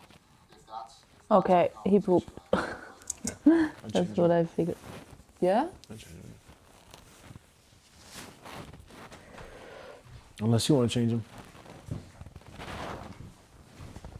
I mean, if you offer, okay. Is he like soaked up in there? Not yet. Okay. Okay, let's get your boy. Oh, you're getting heavy again. I can feel that.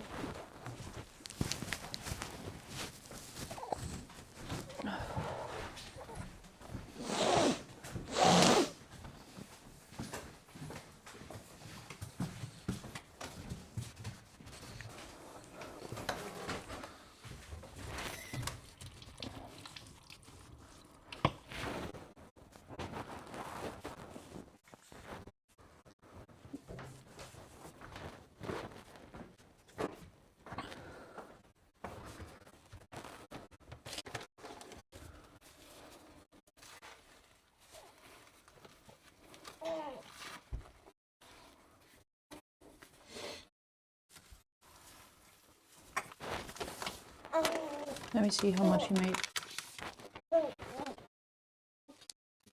Greenish now. It smells like mac and cheese, baby. No, I'm gonna wash him. Oh. Always wash him.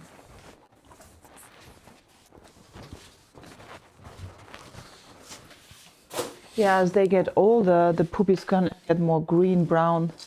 Yep. Can you pass me the soap? Ah, good boy. Okay, that's good, that's good.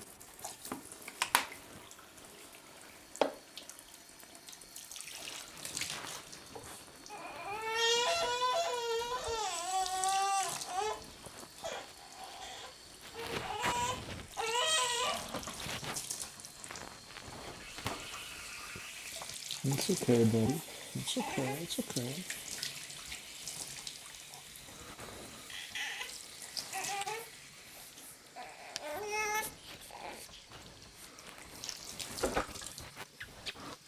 It's okay, boy.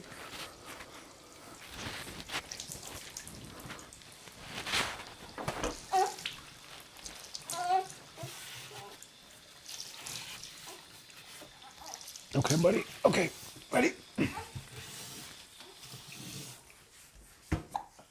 Okay.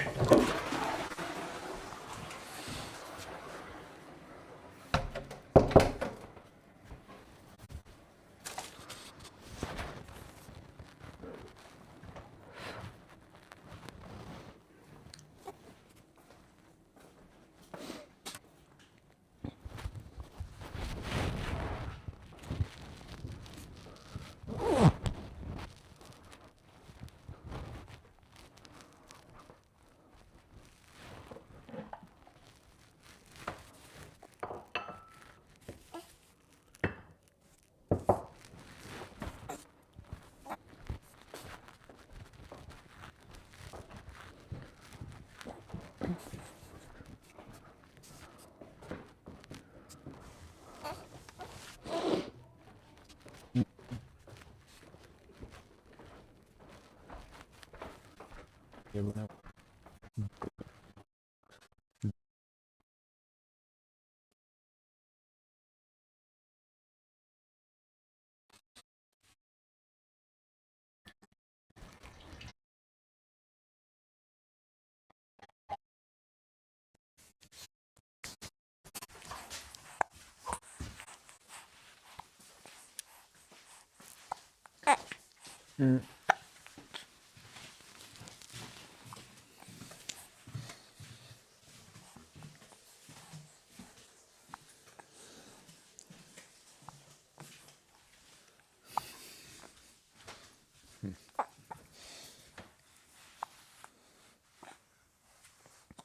Up we go, up we go, up we go.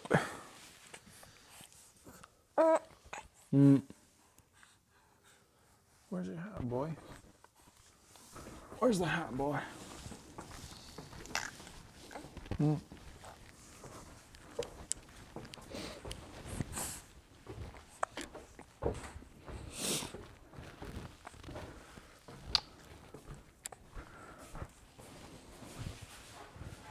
Take it.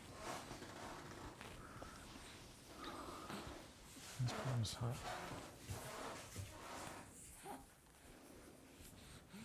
Handsome boy. At the back. What a handsome boy, huh? Okay, sugar. There you go.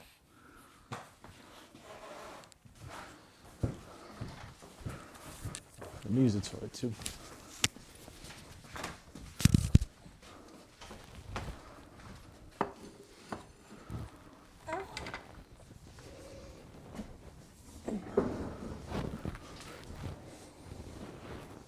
Oh, that hat always falls off.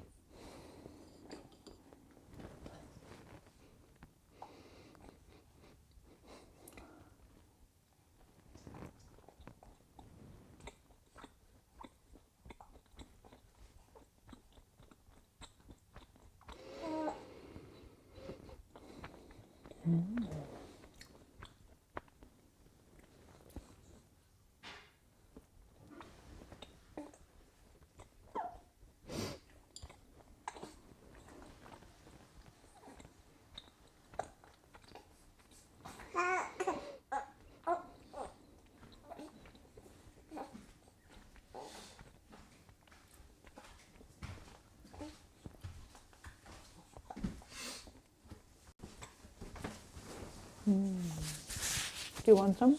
Yeah. Take it. Thanks. Cheers. I like our odds, I guess.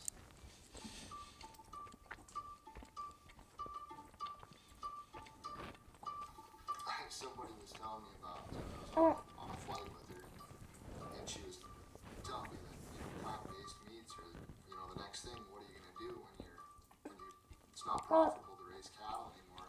And I told her that I actually make plant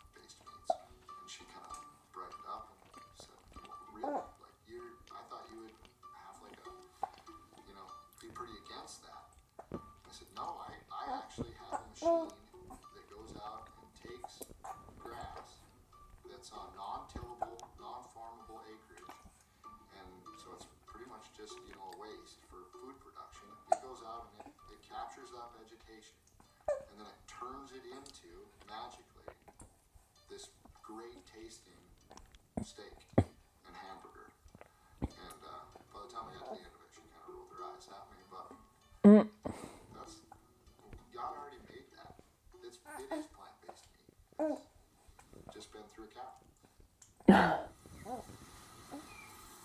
You get it? Yeah. Land has gotten really expensive. It's pretty hard to farm. You can lease, and then there's also a lot of absentee owners. It's pretty attractive right now for people with dollar ranch. And Can you rewind it a come minute? in and has gotten really expensive. Just been through a cow. You can have it. What were you gonna say? You can have it. No, I don't want it. No, it just said rewind it Rewind it. from there. I want to get a piece of cheese though.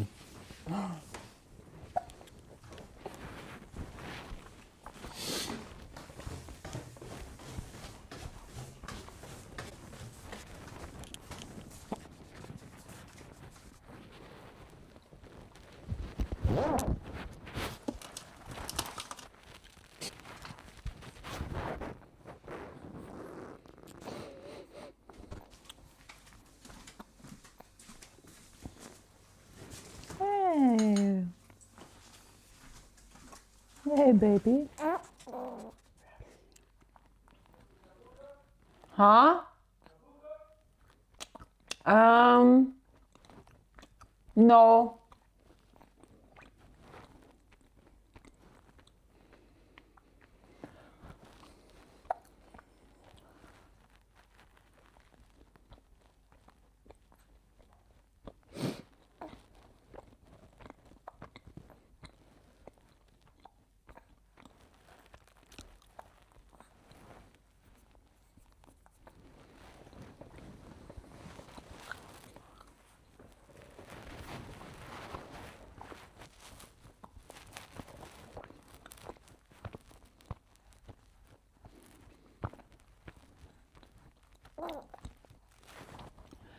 Can you bring me another of these bars? There's a yellow one.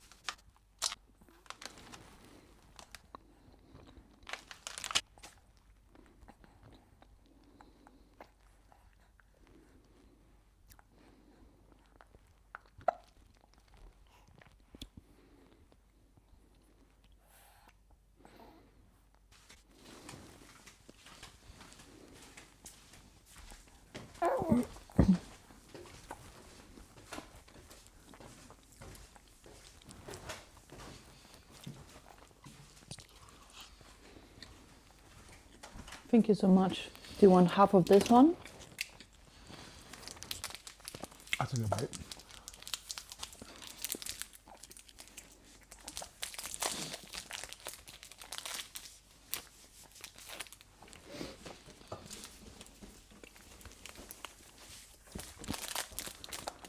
Like these nut bars, for example. They last for years. Exactly. And it tastes really good. That's what I'm talking about, non-perishable stuff. So we can have a massive stock in unit. But again, it's the same concept. If we're gonna do that, we have to build a brand. We have to build a product that people want. So we have to, it's like you have to adapt with the market. But I tell you, like, the more that I think about the stuff that you buy, when I think about the stuff that you buy and the stuff that we have here at Kombucha, these bars, the margin markup on these products could be like as high as 70%. Probably.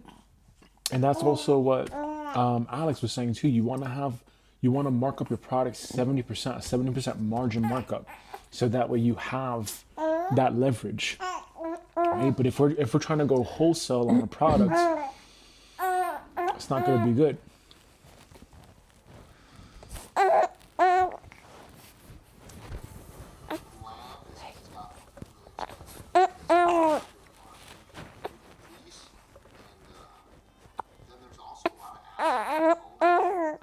There's an absence of owners, is that what he's saying? There's a lot of absentee owners. Like owners that are absent? Yeah, that basically they're not working on the thing, working in the thing. Okay.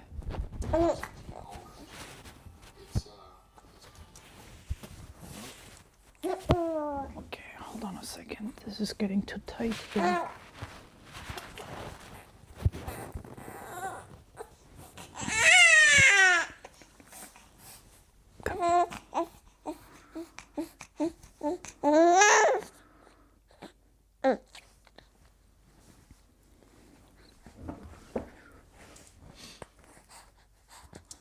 It's pretty attractive right now for people with money to own a ranch.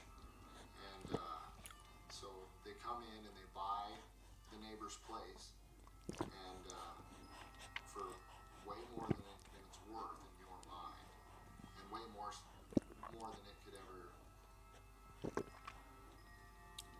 be economical for a cowherd to pay for that land.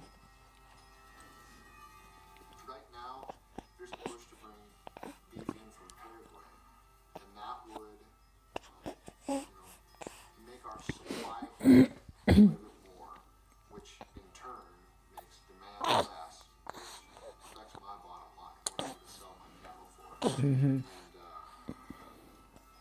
I guess I'm just pretty interested in American beef, and I hope that the consumer is too. There are some safety concerns with bringing in cattle from other countries. Different diseases, foot-and-mouth disease, stuff that we haven't seen in the United States because we're so responsible with how we raise and take care of our animal health. That maybe they are lagging behind a little bit in other countries. That actually smells like meat.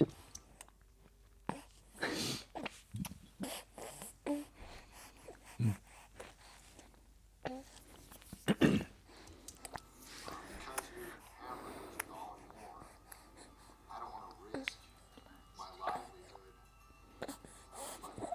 for a short term of injecting meat supply into the economy. The United States is the largest producer of beef, and we don't have the most beef cattle, so that tells you something about how efficient we are and how we create this product. And then it's also the best.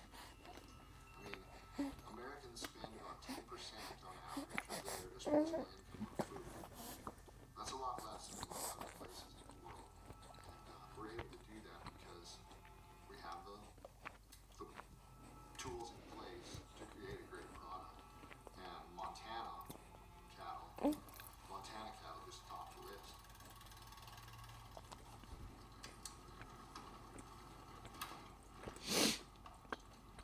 Went out last night, and about 1 o'clock there were two calving, and by 2 they both had ideas. So didn't have to take anything into the barn last night. There's a brand new one, looking good. We kept a couple of Charolais cross calves like we've never done, but we didn't have quite enough heifers to keep. We didn't think so. They're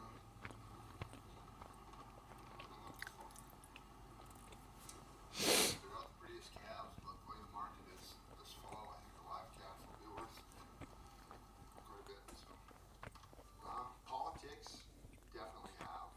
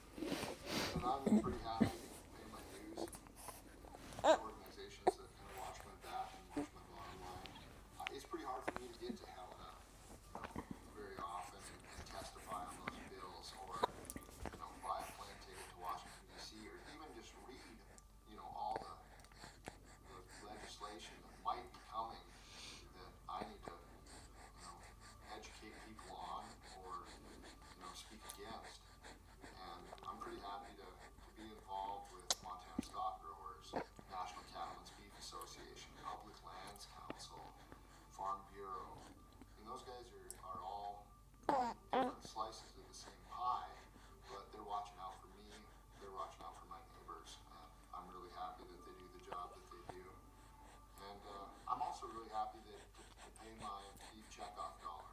So every time a cow is sold or livestock is sold in Montana, you pay $1. And then that dollar goes to educate, advocate, Mm. and sell beef. If we're not going to support our own industry, who will? We've got a lot of people standing up to fight against us. There's lots of people that want cattle off public land, and I think it's mostly just a misconception. I mean, I'm a public lands rancher. There's 22,000 in America, and 40% of cattle in the western half of the country will spend time in the public land, public land. And we treat it the same way we do our own. If that land is mistreated, then it's not doing what it needs to for us either.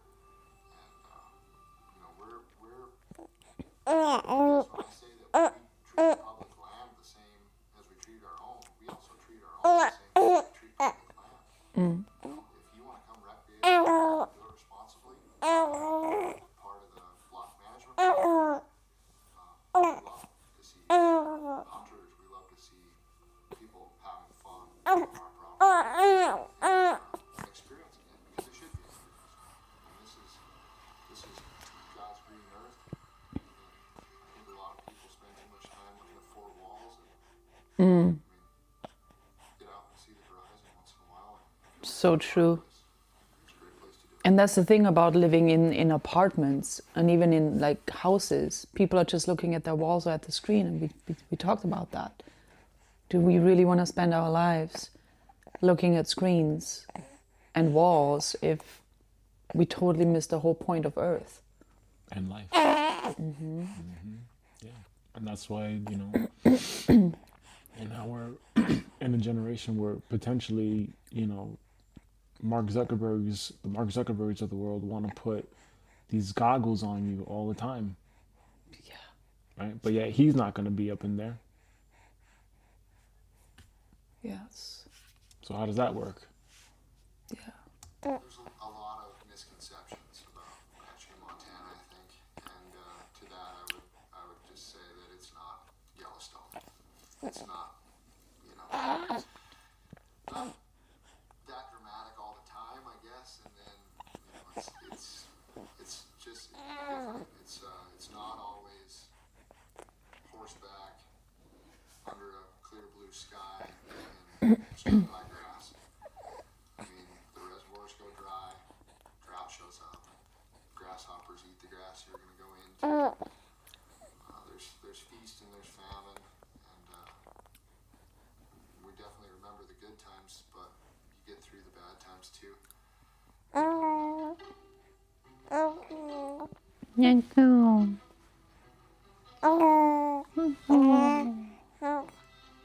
Uncle.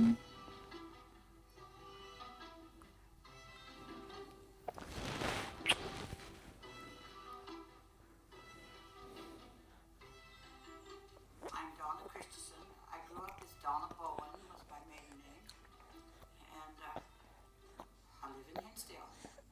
I'll play you two. My grandma played piano too.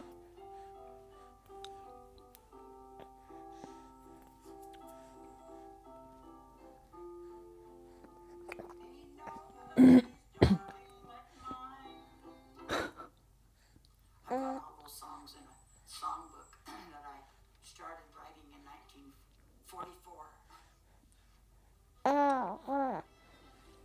I used to listen to phonograph records. They were the big 78s, the big brown ones, and then I would copy all the words, copy all the words in shorthand. And then I worked in a insurance and income tax office, and I would take these words in shorthand to work with me, and I'd use the boss's paper and I'd type all my songs up. And I have them in a book, but then as I got older, my eyes started getting bad and I couldn't see them anymore to read them. So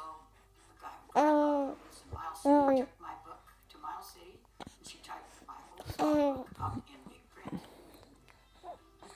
So I still have them all. When I play them, I sit at the organ and I chord with them.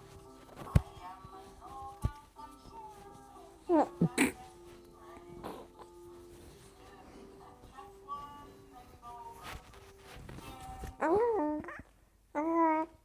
See, that's what I do. It's all up in here. I don't have to have any music. And I don't know why, but when you get old, you don't remember important things, but you remember all those songs from way, way, way back when. DC, Donna Christensen. Backward again, backward singing. Before it was mine, it was my husband's because his name was Donnie Christensen. And I gave it to Chris now. Singing, and he's good at everything. Except talking. When you ask him a question, he answers you with one word. Doesn't go into detail. I asked him one time, when are you going on your next trip, Chisholm? Soon. If I'm in the house, I do a lot of singing. I think that's where Chris Chisholm got started. I gave him my guitar. I was in a really bad wreck, and I got so I couldn't move my fingers to play the guitar anymore. I was driving a tractor. I just loaded 17 round bales on the back of a trailer, and I was coming through Hinsdale, and a semi from Wisconsin ran into the back of me, and when I came to, I was laying on the side of the highway, and that's when I quit and gave him my guitar.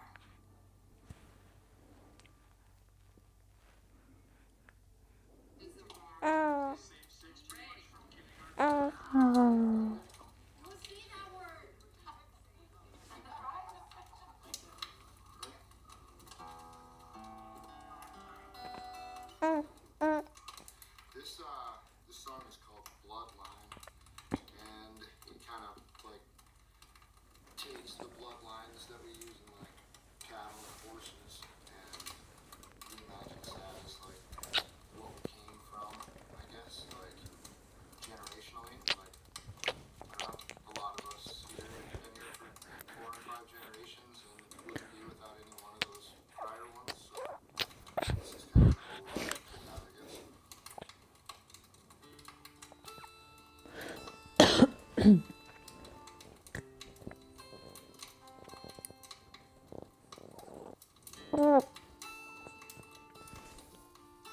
I saw a horse like that on my ayahuasca journey. It was just running wild and free.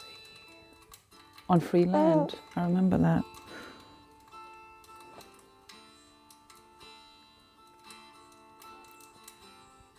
Got a stallion I ride on the range. 100 years and more, still not much has changed.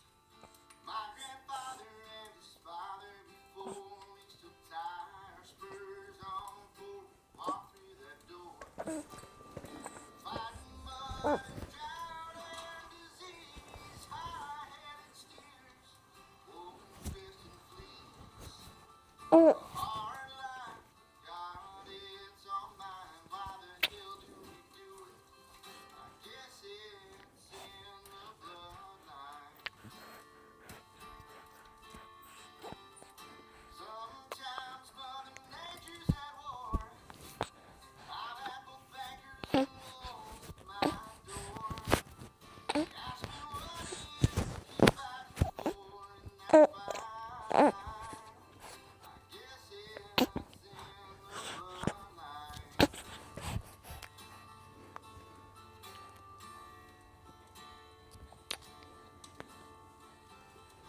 That old stallion goes on for days of madness and blades across wide open space. You're tired of rope, you can fire over in space. We put man in the ground and need that space. You can rustle, but boy, don't blame me when your last trip to hell is from a rope in a tree.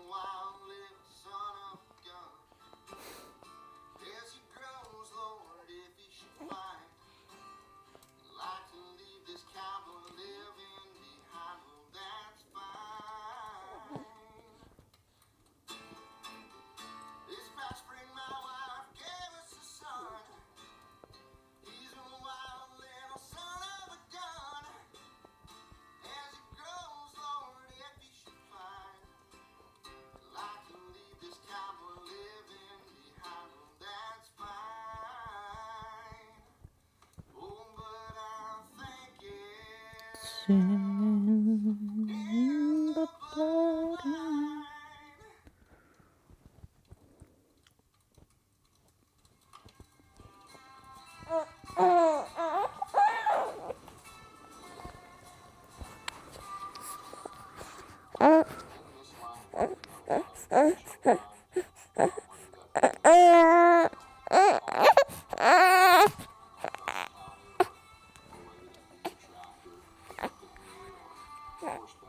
Ouch.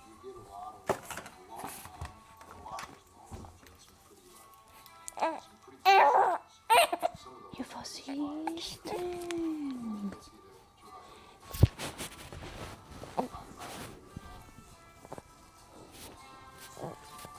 Wow, so much land.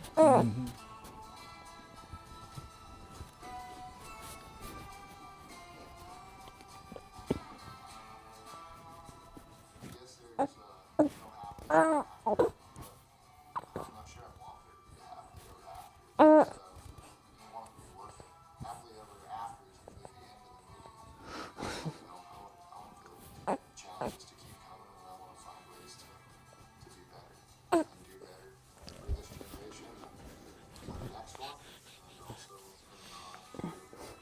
before that I'm coming after.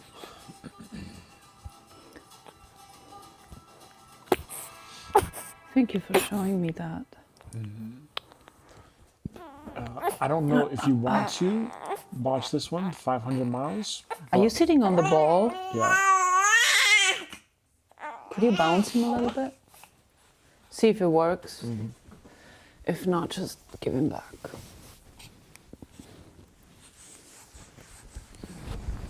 Yeah, it's the walking thing.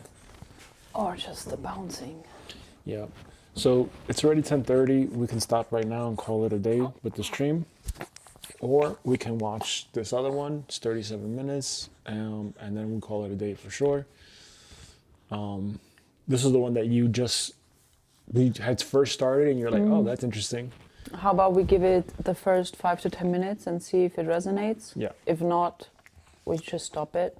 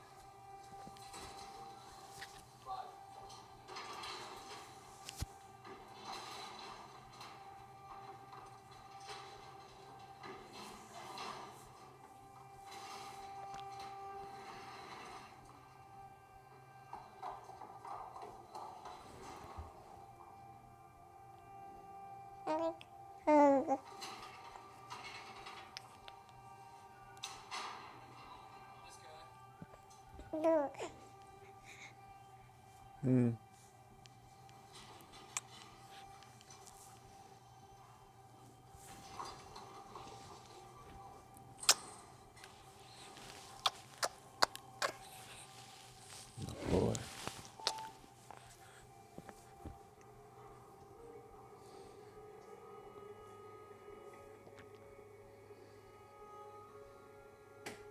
Whether it's a horse or a human, we need to help them not become a victim anymore and stay as a victim. We all need a purpose in life. We need a reason to get up in the morning. These guys do too, you know, we all do. What we're trying to do here is give these Mustangs a life. You know, when you Right, having a purpose means no longer being a victim. with arguably some of the toughest horses in the world together, and they're both curing each other of what they both need. That's exactly what this program's about. It's about transforming the lives of people and transforming the lives of horses.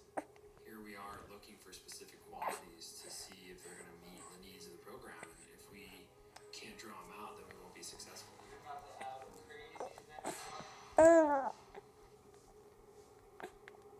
They have 4 months. Harsher peels back the layers to original thought, and we have to put these horses through that process so that we know what they're capable of. The only way we can do that is by covering country.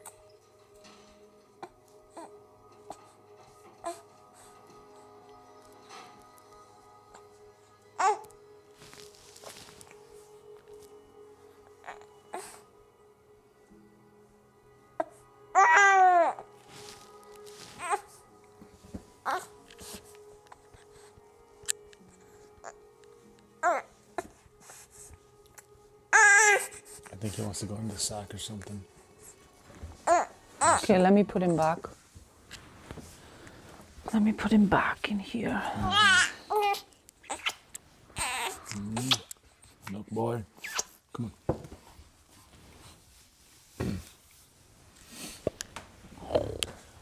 So here's the other thing too, I think. It is good that we kind of see the differences because again, like with the agricultural business, there's different things that constitute an agricultural based business. You understand? So this is also like, so the last thing we saw was the cattle one, right? And how this one ranch makes money off of cattle. This one is probably like a program, and it's like, okay, well then maybe there's like a retreat thing that we can do with the animals and humans, and you know what I'm saying? And that all counts as part of the agricultural business. Yeah. So it's, you know, this could be like a reference experience Yeah. of like what to, getting ideas of what could be possible. On a right? ranch, yeah. Because the guy just said in the last one with the cattle ranch, legislation is constantly changing, which means that that could threaten the economics of the ranch that this guy works at, right? So do we want that? And that's also why I was saying, you know, it could be that we just have a whole bunch of land and what we do Purposes. for different, yeah, exactly. And then just 20% is where all the money gets made to sustain the entire operation versus having a whole bunch of land and then having very small net profit margins, if anything, right? But that's the thing with having a controlled environment, or that's the thing with having a preserved product where we can, it doesn't expire and we can oversee it, right? Like imagine a blueberry farm, we make blueberries. Imagine a silvopasture agroforest, and we produce those little bars. We produce kombucha. Those don't expire. Yeah, and even with the fruits, if you dehydrate them, for example, or you Exactly. like shock frost them, Exactly. they don't expire. Exactly. So we can grow bananas, and we can make dehydrated bananas. We can make dehydrated mangoes. We can make anything, and we can sell those as products to our consumer. So there's ways to think about this, and we don't have to do a traditional thing, but we can still have something where animals graze, like a horse ranch. We don't eat the horses. We can raise them to basically like have an experience on the land, like Loveland Ranch, where you take them through a retreat experience to, I'll come to you you know? so I can look at the screen.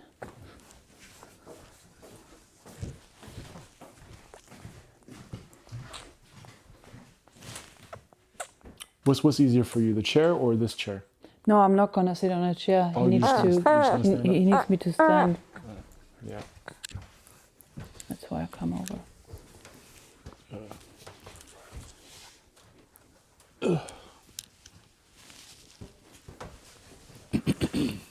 Casey? Yeah.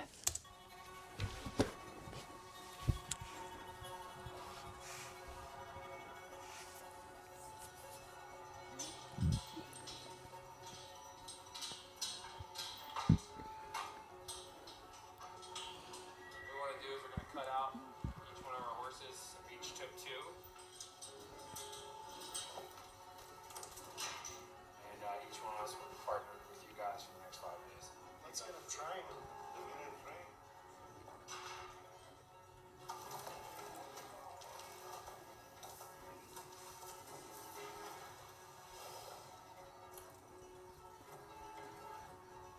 Right. So imagine like this could be even a business too, where we grow a whole bunch of horses, and the horses, we could do horseback riding experiences or something like this.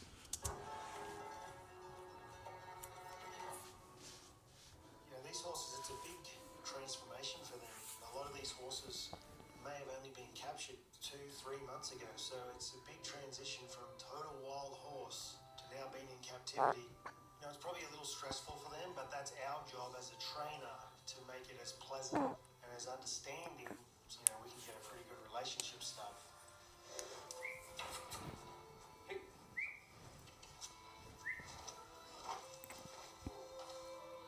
Well, the feelings of a horse when you start doing something with them, something new. So the way I do it is like no force at all. Let them know that, okay, I'm here not to hurt you. I'm here to be your friend. Come on. Stop. My philosophy is do whatever you can. Always allow the horse the freedom to make mistakes, the freedom to get away. And the freedom to run from what he's afraid of. And eventually he'll learn to face his fear. And that's what I try to teach him, is to face their fear instead of running from it.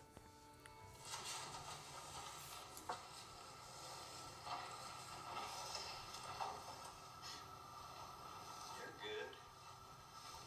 You're good, bro.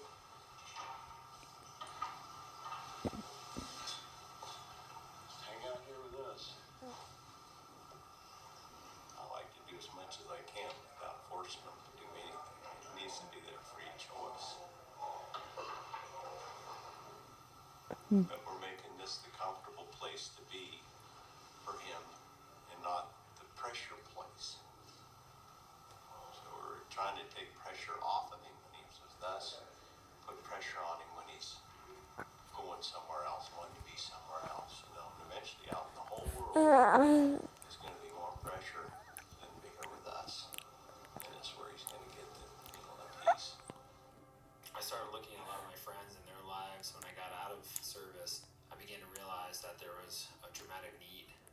A lot of guys that were once great warriors become marginalized and addicted to various substances. The suicide rates are just staggering. I know quite a few guys that have taken their own lives. What I've seen over the years is working with horses like this and helping people work with horses. It's not just about the horse, it's really more about us.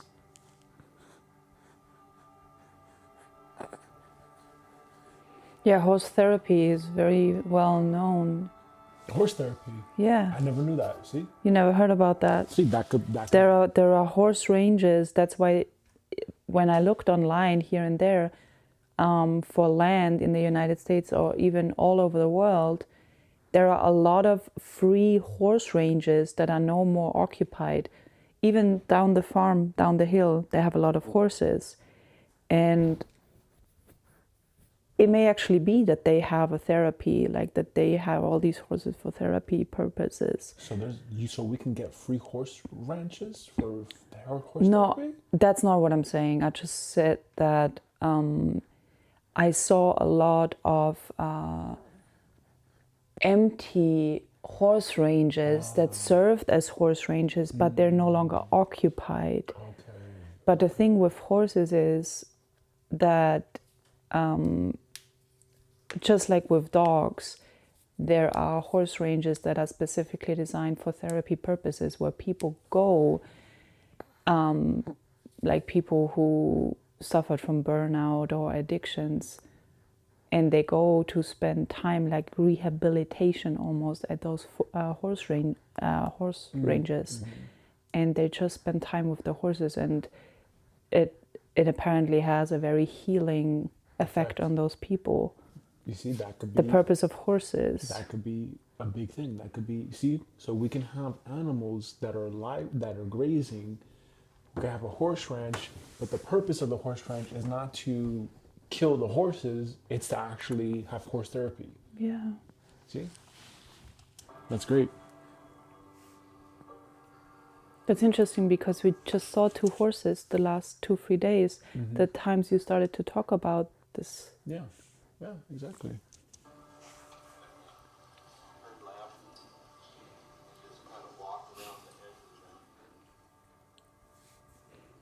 used a lot to intimidate me.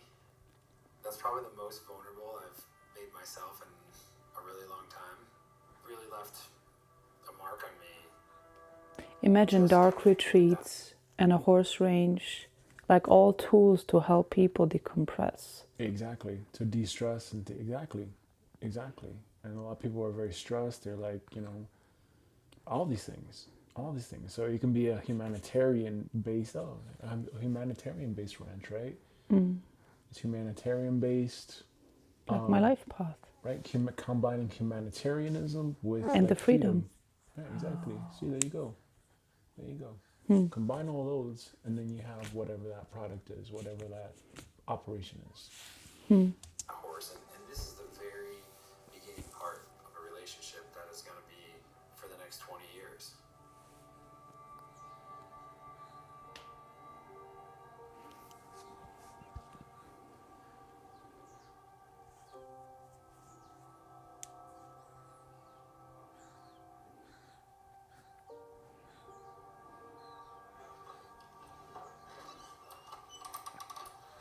A big trip like this really comes down to the nuts and bolts and logistics, and getting 16 wild horses across New Mexico and Arizona presents some pretty serious challenges that when you really come down from the 40,000 foot view, it's an immense amount of work. Conceptualizing this and then actually doing it has been a real challenge. 7 days a week we're with the horses, gather everybody, head to the office and work half a day, and then take back off and 7, 8, 9 o'clock at night, come home and do that 7 days a week.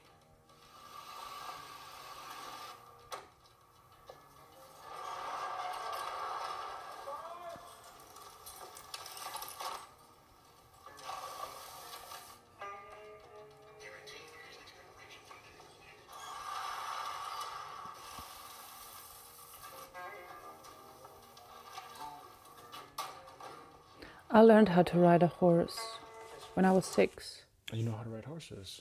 I don't know if I can still do it, but I had lessons for a summer. There you go.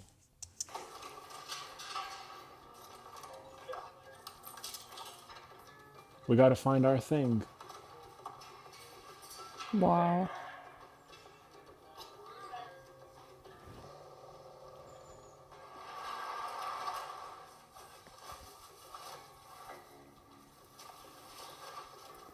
Have you heard about the horse whisperers? No. Tell me about that. There's a term called horse whispering. It's people who have the ability to communicate with horses. Oh, wow. But it's a legit thing. Like as an actual job? Maybe. Just intuitive? I'm not sure. It may actually be a profession. Oh, really? Wow. That's amazing.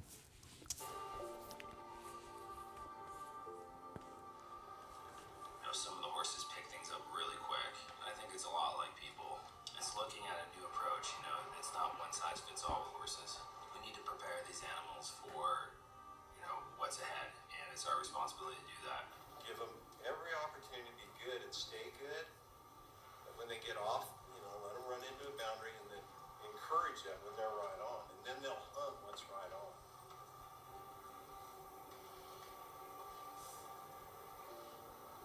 He's come really easy, this horse. Here. Got ahead a mother could love only. Right. Easy. Easy grip.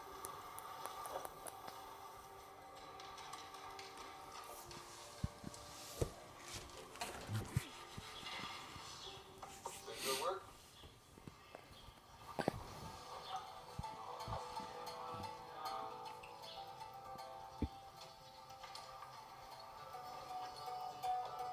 It's been really a pleasure kind of watching him take off yesterday and put him away bareback and just ride out there. It's been amazing to watch. You're a very determined person. I think a lot of people have, and I'm not saying I don't have an issue with fear, but I acknowledge it and it doesn't bother me, I guess. And I'm Very determined person.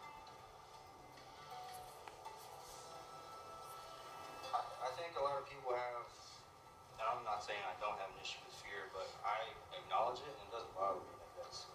I think that comes from childhood and growing up and experiences and the occupation we used to do. Some of the greatest things I've done, I was terrified of everyone, but I was willing to do it. I've been doing horses for a year. That's a loose term, doing horses. Barely a year. Barely a year.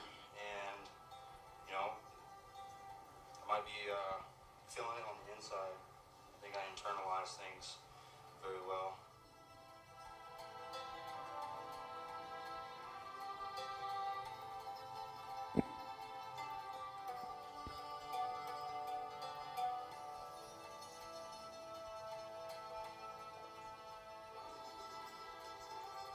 I learned a lot from my grandfather.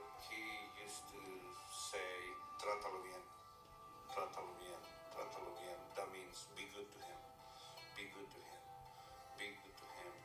And one of the most important things I learned from him is respect for the animals, respect to the horses. And when you have respect to them, they're gonna respect you too.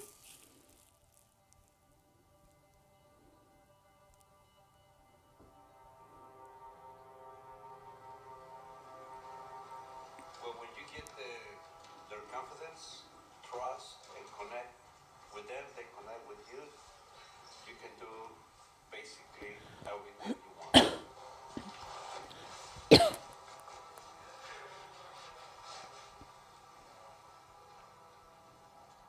Oh boy. Respect the land, respect the people, respect the animals, respect yourself, respect God. In the old philosophy, it was force, fear, intimidation, repetition. The old. You hear that? Mm-hmm. Wow. In the old philosophy, it was force, fear, intimidation, repetition. You make them do it against their will. They hated it. Too bad. We forced them. You made a slave out of the horse, and a lot of horses, even today, are slaves.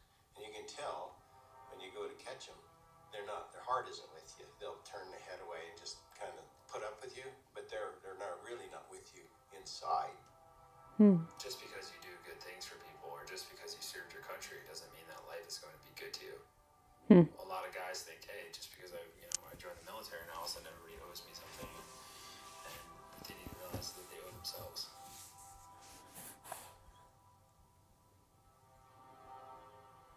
This is different. It's more of a negotiation. The relationship with my horse is more important than what that horse can do for me or how good he makes me look. That used to be really important to me. Now what's important is that relationship between me and my horse. You think of your horse like a student or even a child. He's just trying to help him be the best that he can be at what he's kind of built, designed to be.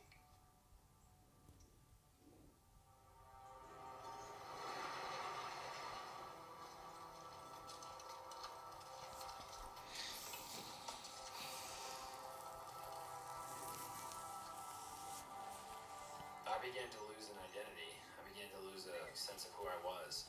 And I was defining my life by those scars. I wasn't growing and I wasn't evolving. I wasn't realizing that the challenges in my life were actually adding value to it, but I wasn't ready to accept that. Working with these horses has made me change my life were actually adding value to it, but I wasn't ready to. I wasn't realizing that the challenges in my life were actually adding value to it, but I wasn't ready to accept that. Working with these horses has made me change some aspects of my life that I normally probably wouldn't have done, which has been a necessity to accomplish this mission. And Wait, can you rewind that? When he speaks about working with the horses? ready to accept that. Working with these horses has made me change some aspects of my life that I normally probably wouldn't have done, which has been a necessity to accomplish this mission and come home and do that 770. Working with these horses has made me change some aspects of my life that I normally probably wouldn't have done, which has been a necessity to accomplish this mission and come home and do that 7 days a week and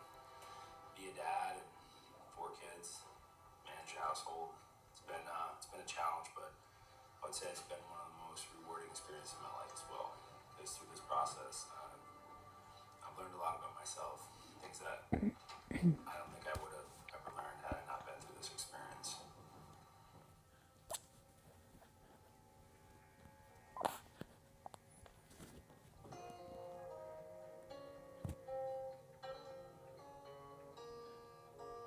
And keep watching.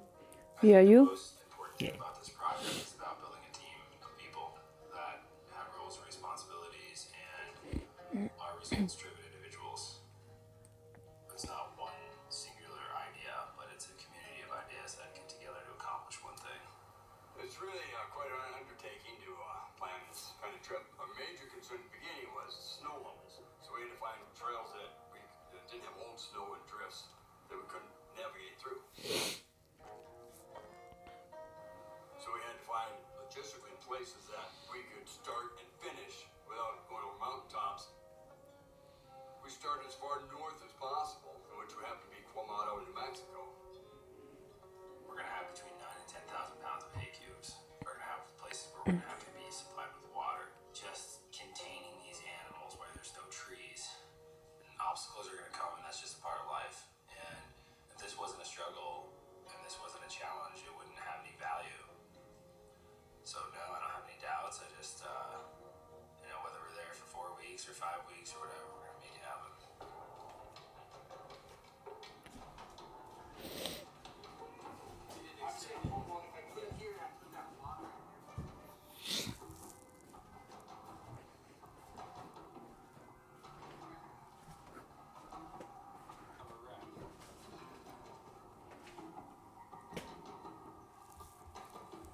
Listen, if there is a wreck and a horse comes towards you, guys, your job is to stay on the horse. Remain calm, remember your horsemanship. Check your cinches, make sure none of those rings are in the armpit of your horse.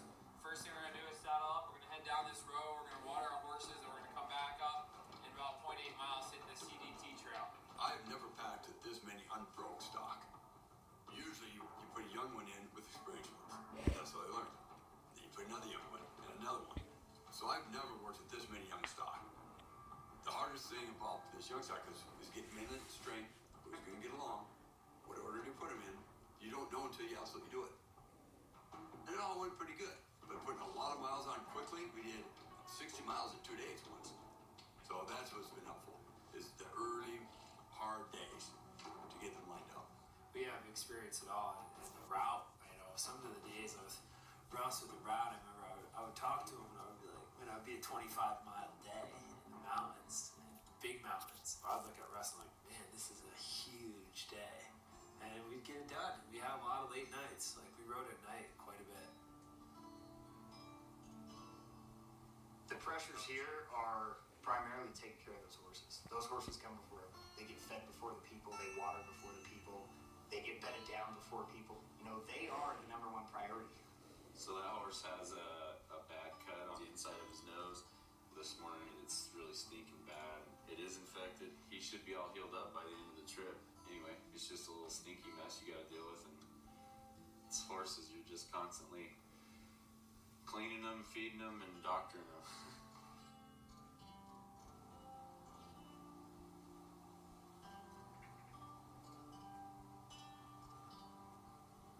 So the pressure is making sure they're okay. And guys like me who aren't necessarily used to that, it gives you something positive to put your energy into. It gives you something positive to put your focus on and your purpose into. Can you pause that for a moment?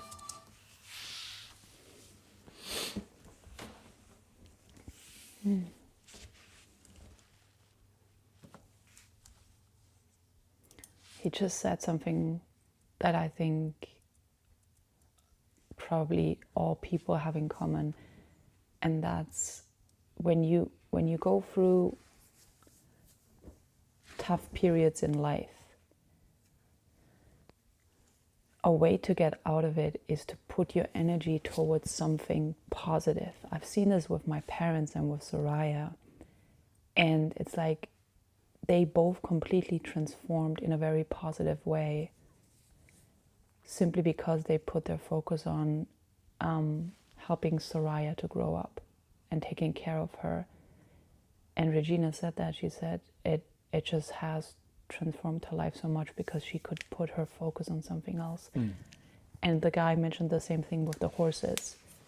So the horses or a child, it can bring a person out of their valley, and that gives them new hope and a new sense of purpose. Before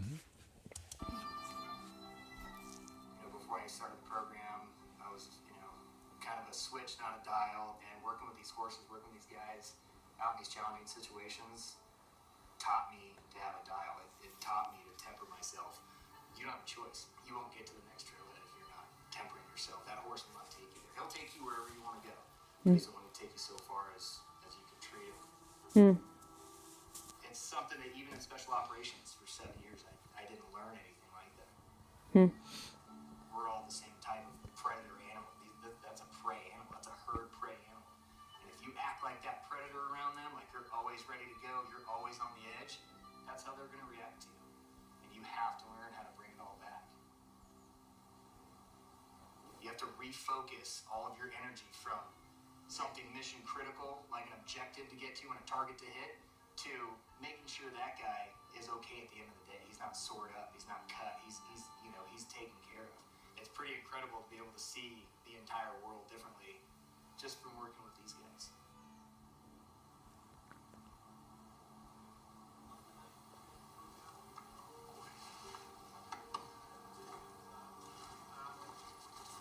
They're really designed for this hardy lifestyle with their hard hooves, their intelligence, their willingness to please. We've got very, very few problems to get with this stock so far. With 3 months under the belt, it's amazing what these guys are doing. Absolutely amazing. When we first started this program, when we first came to the shoot, we really have a quiet eye and a good demeanor. And today, Parrot, he works alongside some broke Mustangs we've had for years. So hopefully we get a lot of people that want to have more interest in these Mustangs. Give them a good home.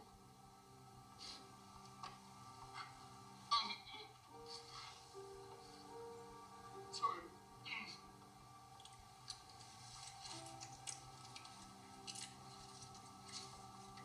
I gotta maintain my tough guy image.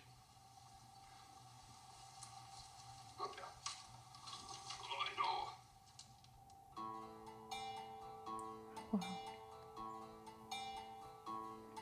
Coconino.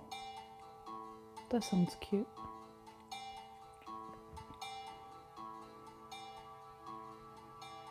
There's so much downtime when you're in the saddle and going all these miles. And, it means a little bit to everybody, but the things that you kind of get in rhythm with is their own breathing and the breathing of the horse, the horse's hooves as they walk, the movement of the horse. And we all just kind of become together with nature. It's a time that we really bond with these horses. It's that cohesiveness. Be in the saddle. You get into coherence. Back by yourself with your back string, and your mind starts to slow down.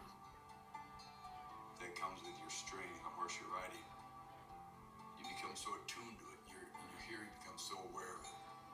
It's quite a special time to be able to have as much of that as we've had. It really makes going back to civilization that much more difficult.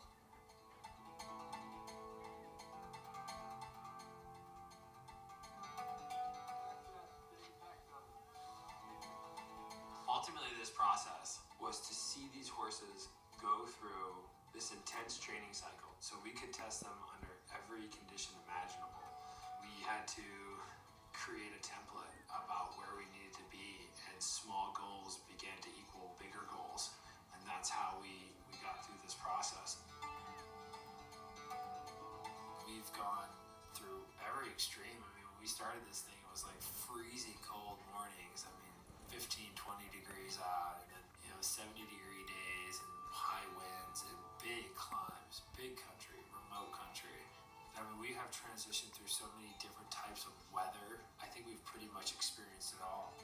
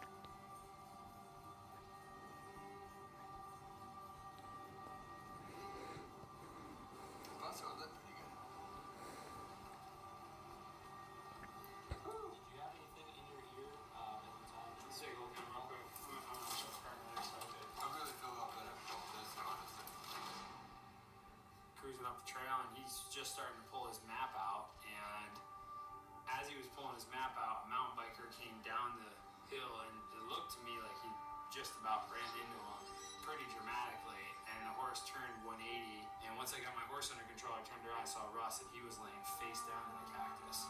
Oof. He was saying, I'm hurt, I'm hurt. That just spooked the horses, and they got after it. But that just hurt in my body hearing that. You know, Russ doesn't remember any of it. Can you tell me at all about what happened? Not a lick. Nothing? No. Okay. Oh, the cactus got the.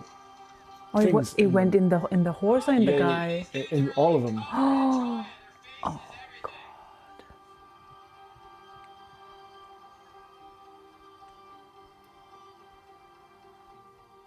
Oh, man.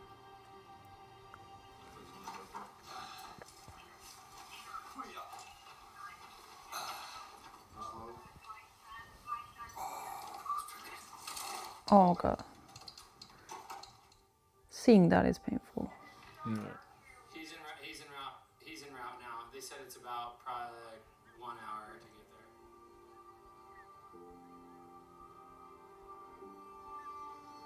there. Look at that country. I know, it looks just fascinating. Mm-hmm. It makes me miss being out there.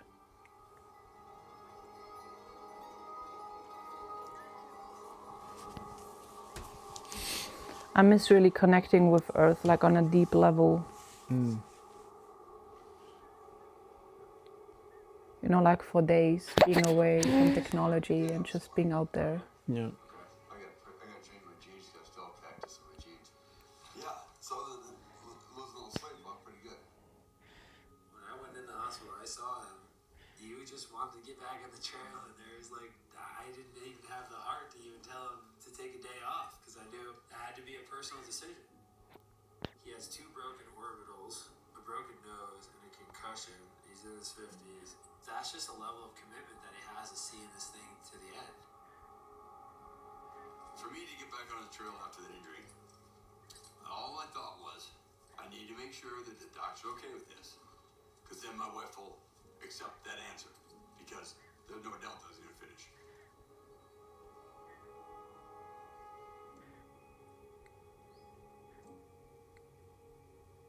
I came for 3 reasons. One, to help finish the training cycle of these horses. The second would be what these horses can do for veterans.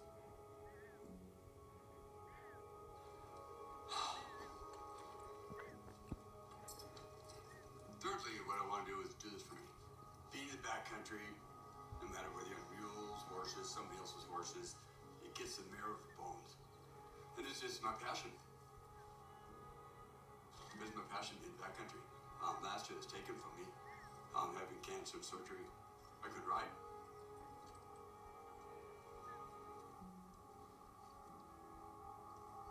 So for me to though get back out here and do this, it really means a lot to me. I've been really fortunate in life to do a lot of things, be in a lot of places. Until you get to be back here, it's an absolutely magical place.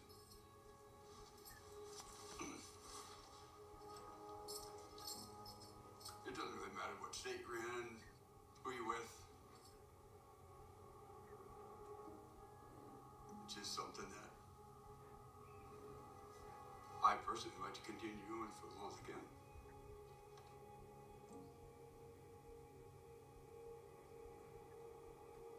The hardest thing that you'll ever do in your life is look at yourself. And you do that in the most honest and pure way while on these animals. It's really just a mirror. It's the things in the mirror that you don't see that will ultimately change your life.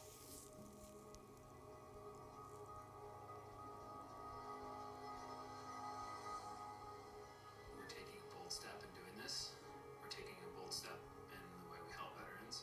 I think it's a great responsibility, not only to tell this story, but to give these horses a chance and to give these veterans a chance.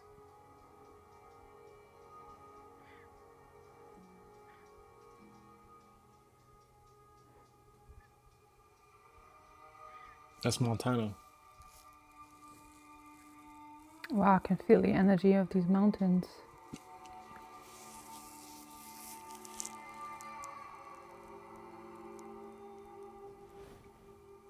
Like if you know, not for nothing, I probably would choose Montana.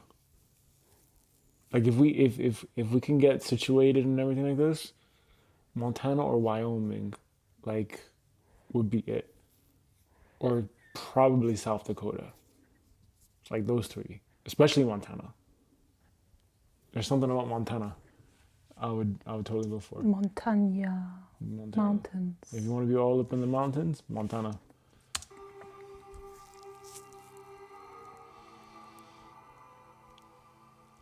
I think I got a chance to see everything they've got, reaffirmed all the work that we did. I have zero concern about these guys and passing them along to the students. Obviously they're not polished. They've got a lot of rough edges on them, but it makes the program that much better this year for the guys who get the opportunity to work with them. This is the most important thing we do. The matching of the horses and the veterans is really what makes us unique. We try to identify core aspects of the individual and the horse and match them together to really complement each other. We're looking for an individual who really realizes that he can do it, but he needs help getting going. And I was really one of those guys where I would not necessarily ask for help, but I would do something where I was put in a position to help myself. Never really seriously thought that this would be something I'd be doing and have the opportunity to pull a Mustang. They look so elegant and strong. Touch it and seeing where he is now is, guys, in a special place in my heart. So, really unique experience, and I encourage those people that have that thought or anything to do so to take that step.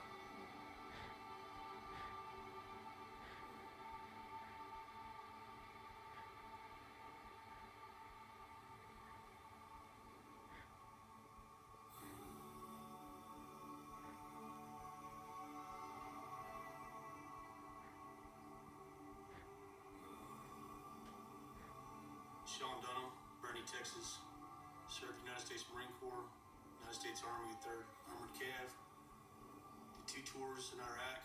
This is my old pony handbook.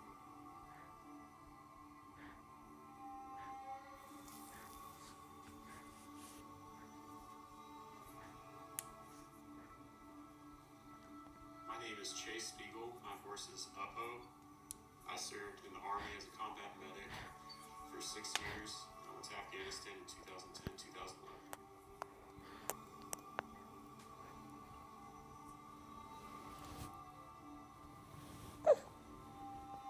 My name is Josiah Russell. This is Parrot, and I served with 1st Armored Division in Iraq and 10th Mountain Division in Afghanistan as a combat engineer. What I'm trying to do is create a mirror reflection so that that horse is projecting who they are back onto them. And when guys start to realize that, that's when the change really begins. It's through this matching process, it's through this horse human connection where the walls begin to get created. He's probably a horse whisperer. Wow. That's beautiful.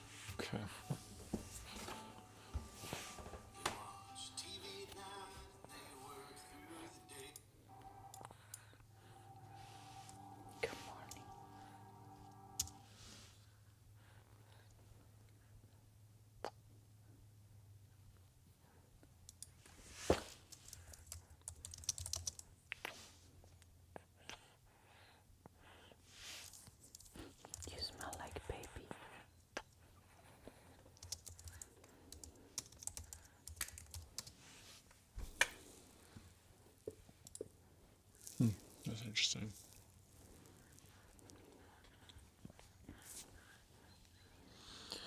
Okay, so let's recap.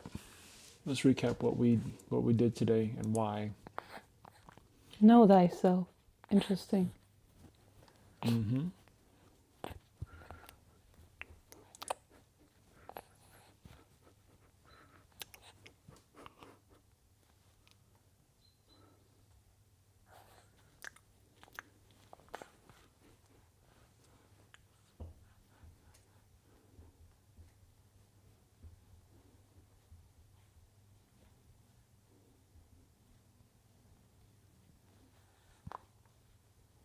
That's cool.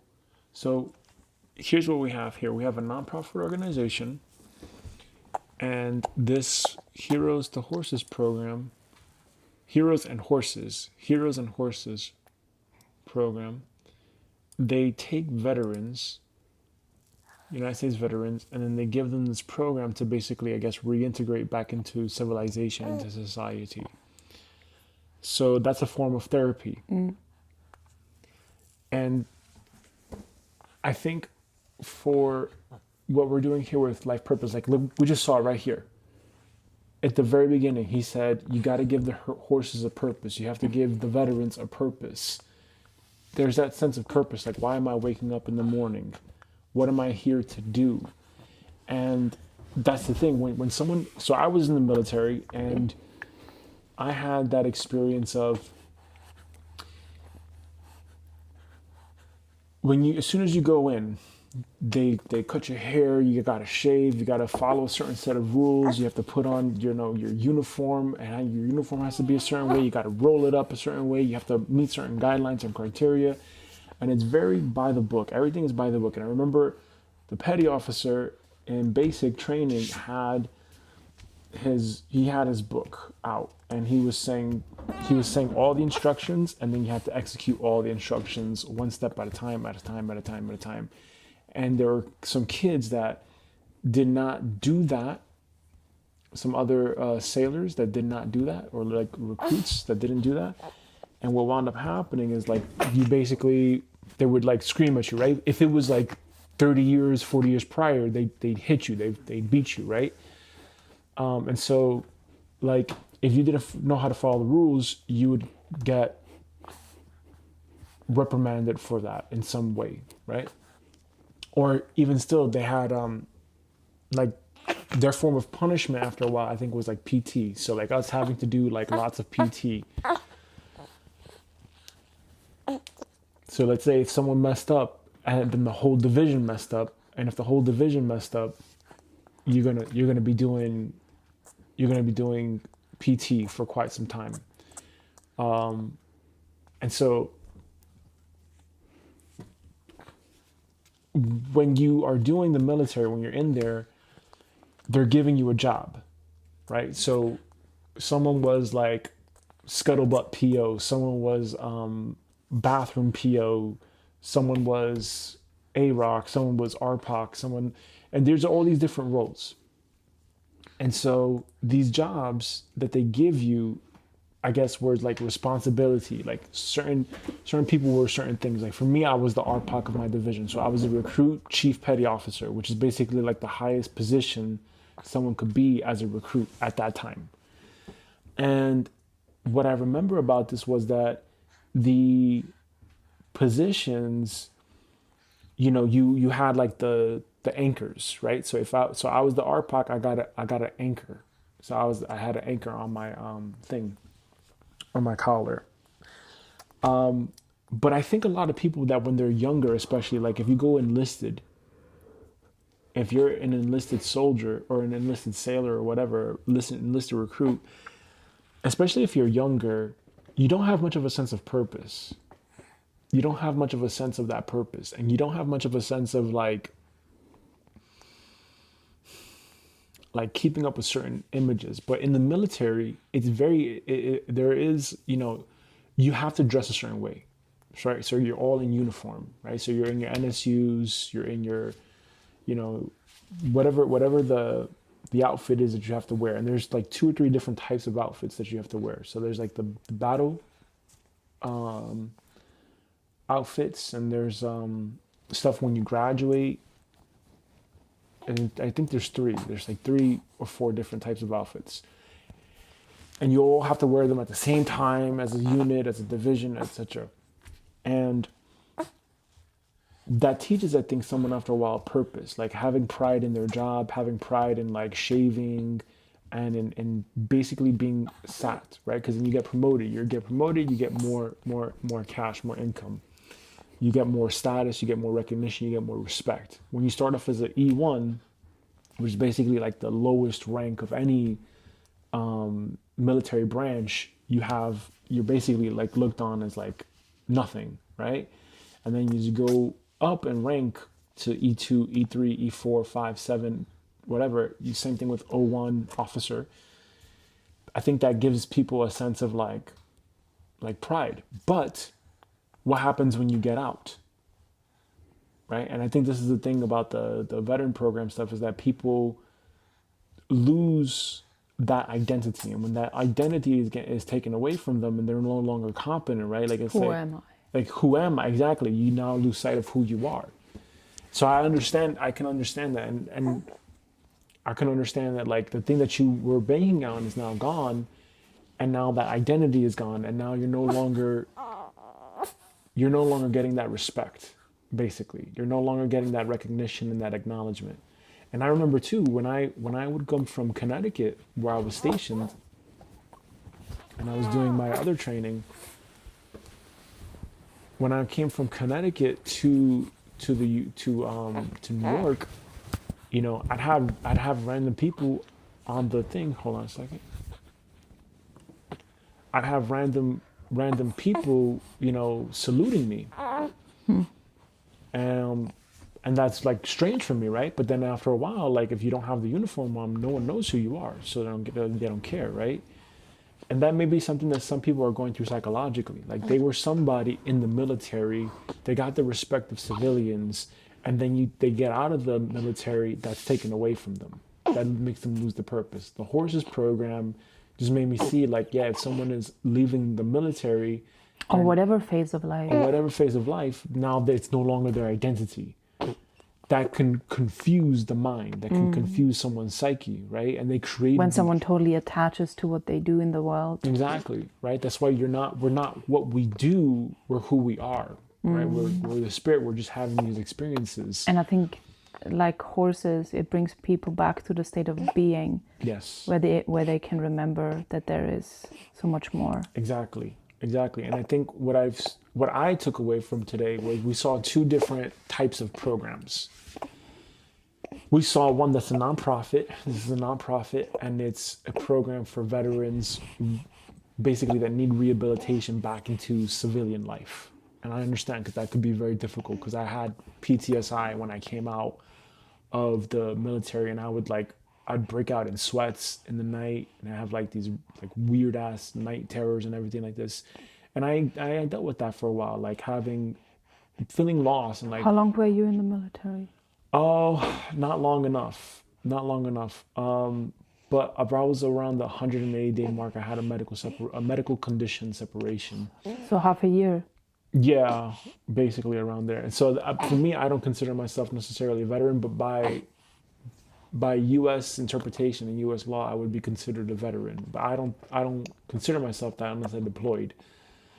But then again, you know, if you think about it, like, that's probably the best thing that never happened to me, because, you know, I know that some of these guys, they really do come back like psychologically not the same, you know, especially if you're deploying, and especially like depending on your job. If you're in the Army, or if you're in the Marines and you're an infantryman, if you're in infantry, you're basically dealing with combat, and you're dealing with guns and everything like this. And I'm sure that some people, especially like in special operations and special forces, you're definitely seeing some stuff, right? You're definitely seeing some stuff, and you're going to do stuff that most people won't do, right? So you're going to be out there, you know, taking people's lives, and you're going to be doing a lot of intel, secret security, like all that stuff. So some people are not mentally capable of handling that, I'm sure. And even if you try to keep it down, even if you try to pretend, you know, I don't think the human is designed for that. You know, I don't think a human is necessarily designed for that. And I think that the human of today, you know, I know there's a lot of talk of like men like losing testosterone and men being weaker today. This generation coming up is being weaker today. I don't think so. I just think that it's evolution, and that we have to evolve to a certain state of consciousness if we want to ensure our survival. And I think that is where the feminine stuff comes in from.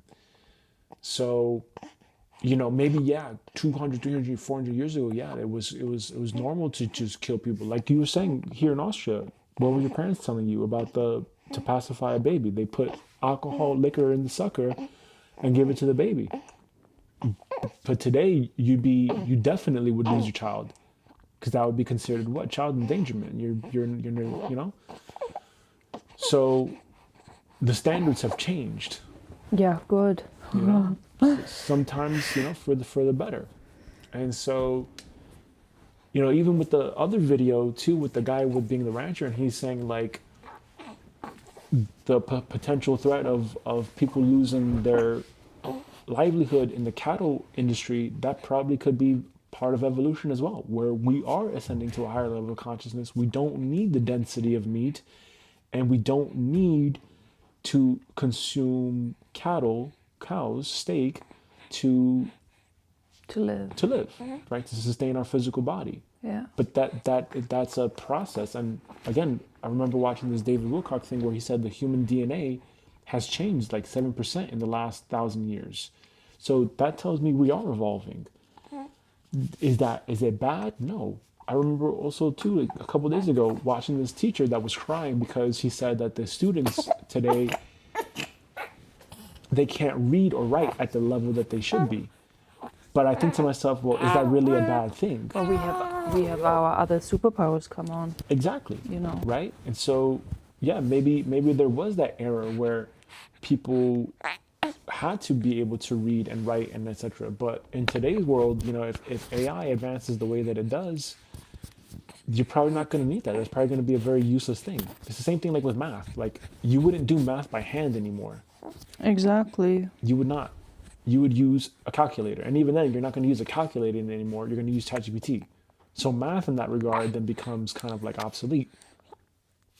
You know what I'm saying? Yeah, like some of the skills and human labor will become obsolete. Exactly. Yeah. Exactly. So I think this is something that a lot of people are resisting. And they find labels or disease or sickness for it, when in fact it's actually meant to evaporate. Yeah. It's meant to. Everything lives and everything dies. Yeah. Right? Even 100 years ago, maybe the job 100 years ago where you can guarantee you have income was chimney cleaning. Right? Maybe that was an actual job. Maybe that was an actual thing. Today you don't have that.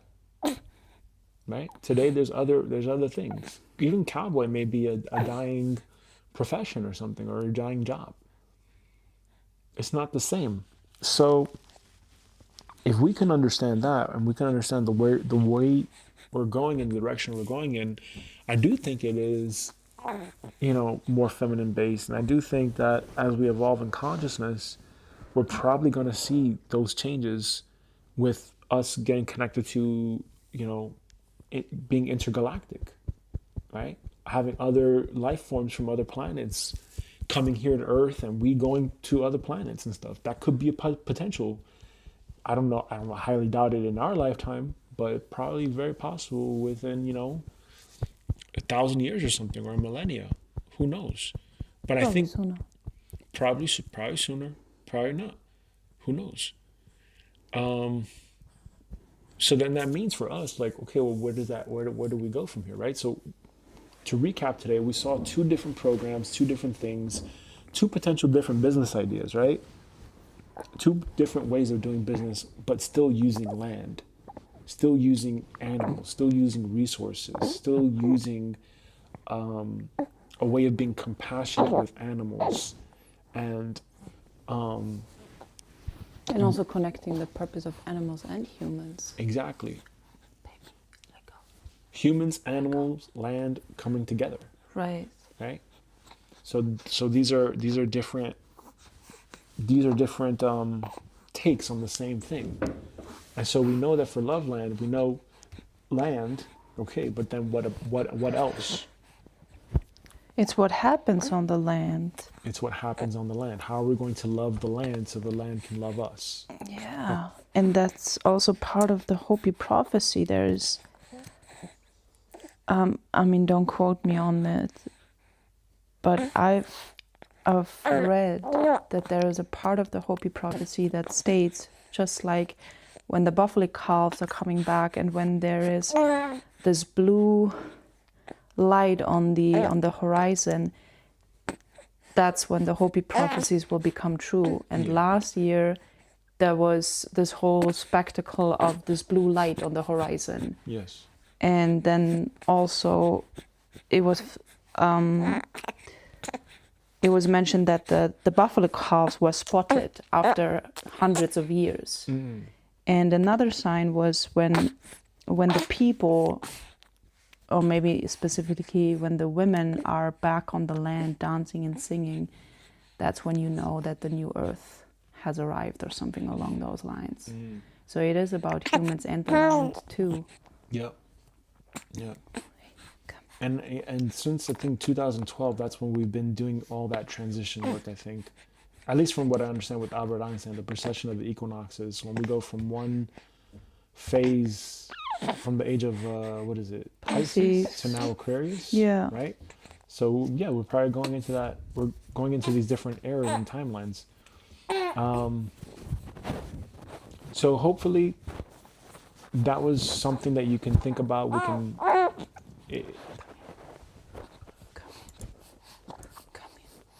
Yeah, hopefully that was something that was worth our time today. Yes. And, you know, we think about the ownership side of it and then the operator side of it. Again, if we're thinking about longevity and continuity, we cannot be the operator. Yeah. Can't. Right? So I get it. Like, these guys were on horses and they were doing the thing, and that was bringing them a lot of joy to do that. But we could not do that if we wanted to keep that program going for centuries. Yes. So we have to understand that. On the business, Exactly. not in the business. Right? And I think for me personally, that would be the greatest contribution that we could give, is to work on the business, to let the people that love doing what they do be the operator, and we make sure that we figure out how to get this thing, That the container stays going exactly long after we're gone, so that it can keep being of service to life, to the planet. Yeah. Right? And that's again where I think really it is about transforming our psychology and transforming and understanding, like, okay, well, we got to really think about this here. Because yeah, we can say, okay, let's be horse riders, and that's something we enjoy doing, and we're operators, but that's not something we're gonna die with that. Versus, and the thing that I know too, especially after going to Egypt, is Anubis, the dog with the underworld stuff. When you die, you know, you can't take all the gold, you can't take all the riches, you have to leave it behind. So what are we gonna leave behind for others? And this is where I am with this. This is how I think about this. And with that, I mean, you know, hopefully we get more clarity as we go along. But I do think for Loveland and LifePurpose.com, it is, it's kind of like a therapy thing. It's kind of like a awakening to your purpose thing. Loveland, right? Yeah. And maybe it is part of like being in love, being in integrity with a certain philosophy, a certain way of living. And maybe that's what we're trying to help people with. And that it all comes back down to discovering what your purpose is. And maybe some people do need that therapy where they do need to get on the land, and they do need to just have really long ass walks in nature. Yes. And just ask themselves, okay, well, what am I doing? What am I here to do? And just really sitting with that for a while. And maybe that could be even like a rehabilitation program for some people too. You know, maybe some people like ACOM. ACOM attracts a whole bunch of like high level business people and etc. But what are the stories that we've constantly heard? You know, they had all this money, but they were not in a good internal state. And in almost a way, like ACOM is basically rehabilitating those people, Yes. right? If we have our clientele, for example, be business people that or founders that, you know, they made a whole bunch of money, but the stuff that they made money in was not constructive. Exactly, it wasn't in alignment. And now they're like, well, And what do if I they do? want to continue, but what if they need some direction on What do I do? evolving? Right. Then maybe they see like, okay, like I still have a chance to redeem myself here, and Come on, boy, what is it? maybe he just wants quiet.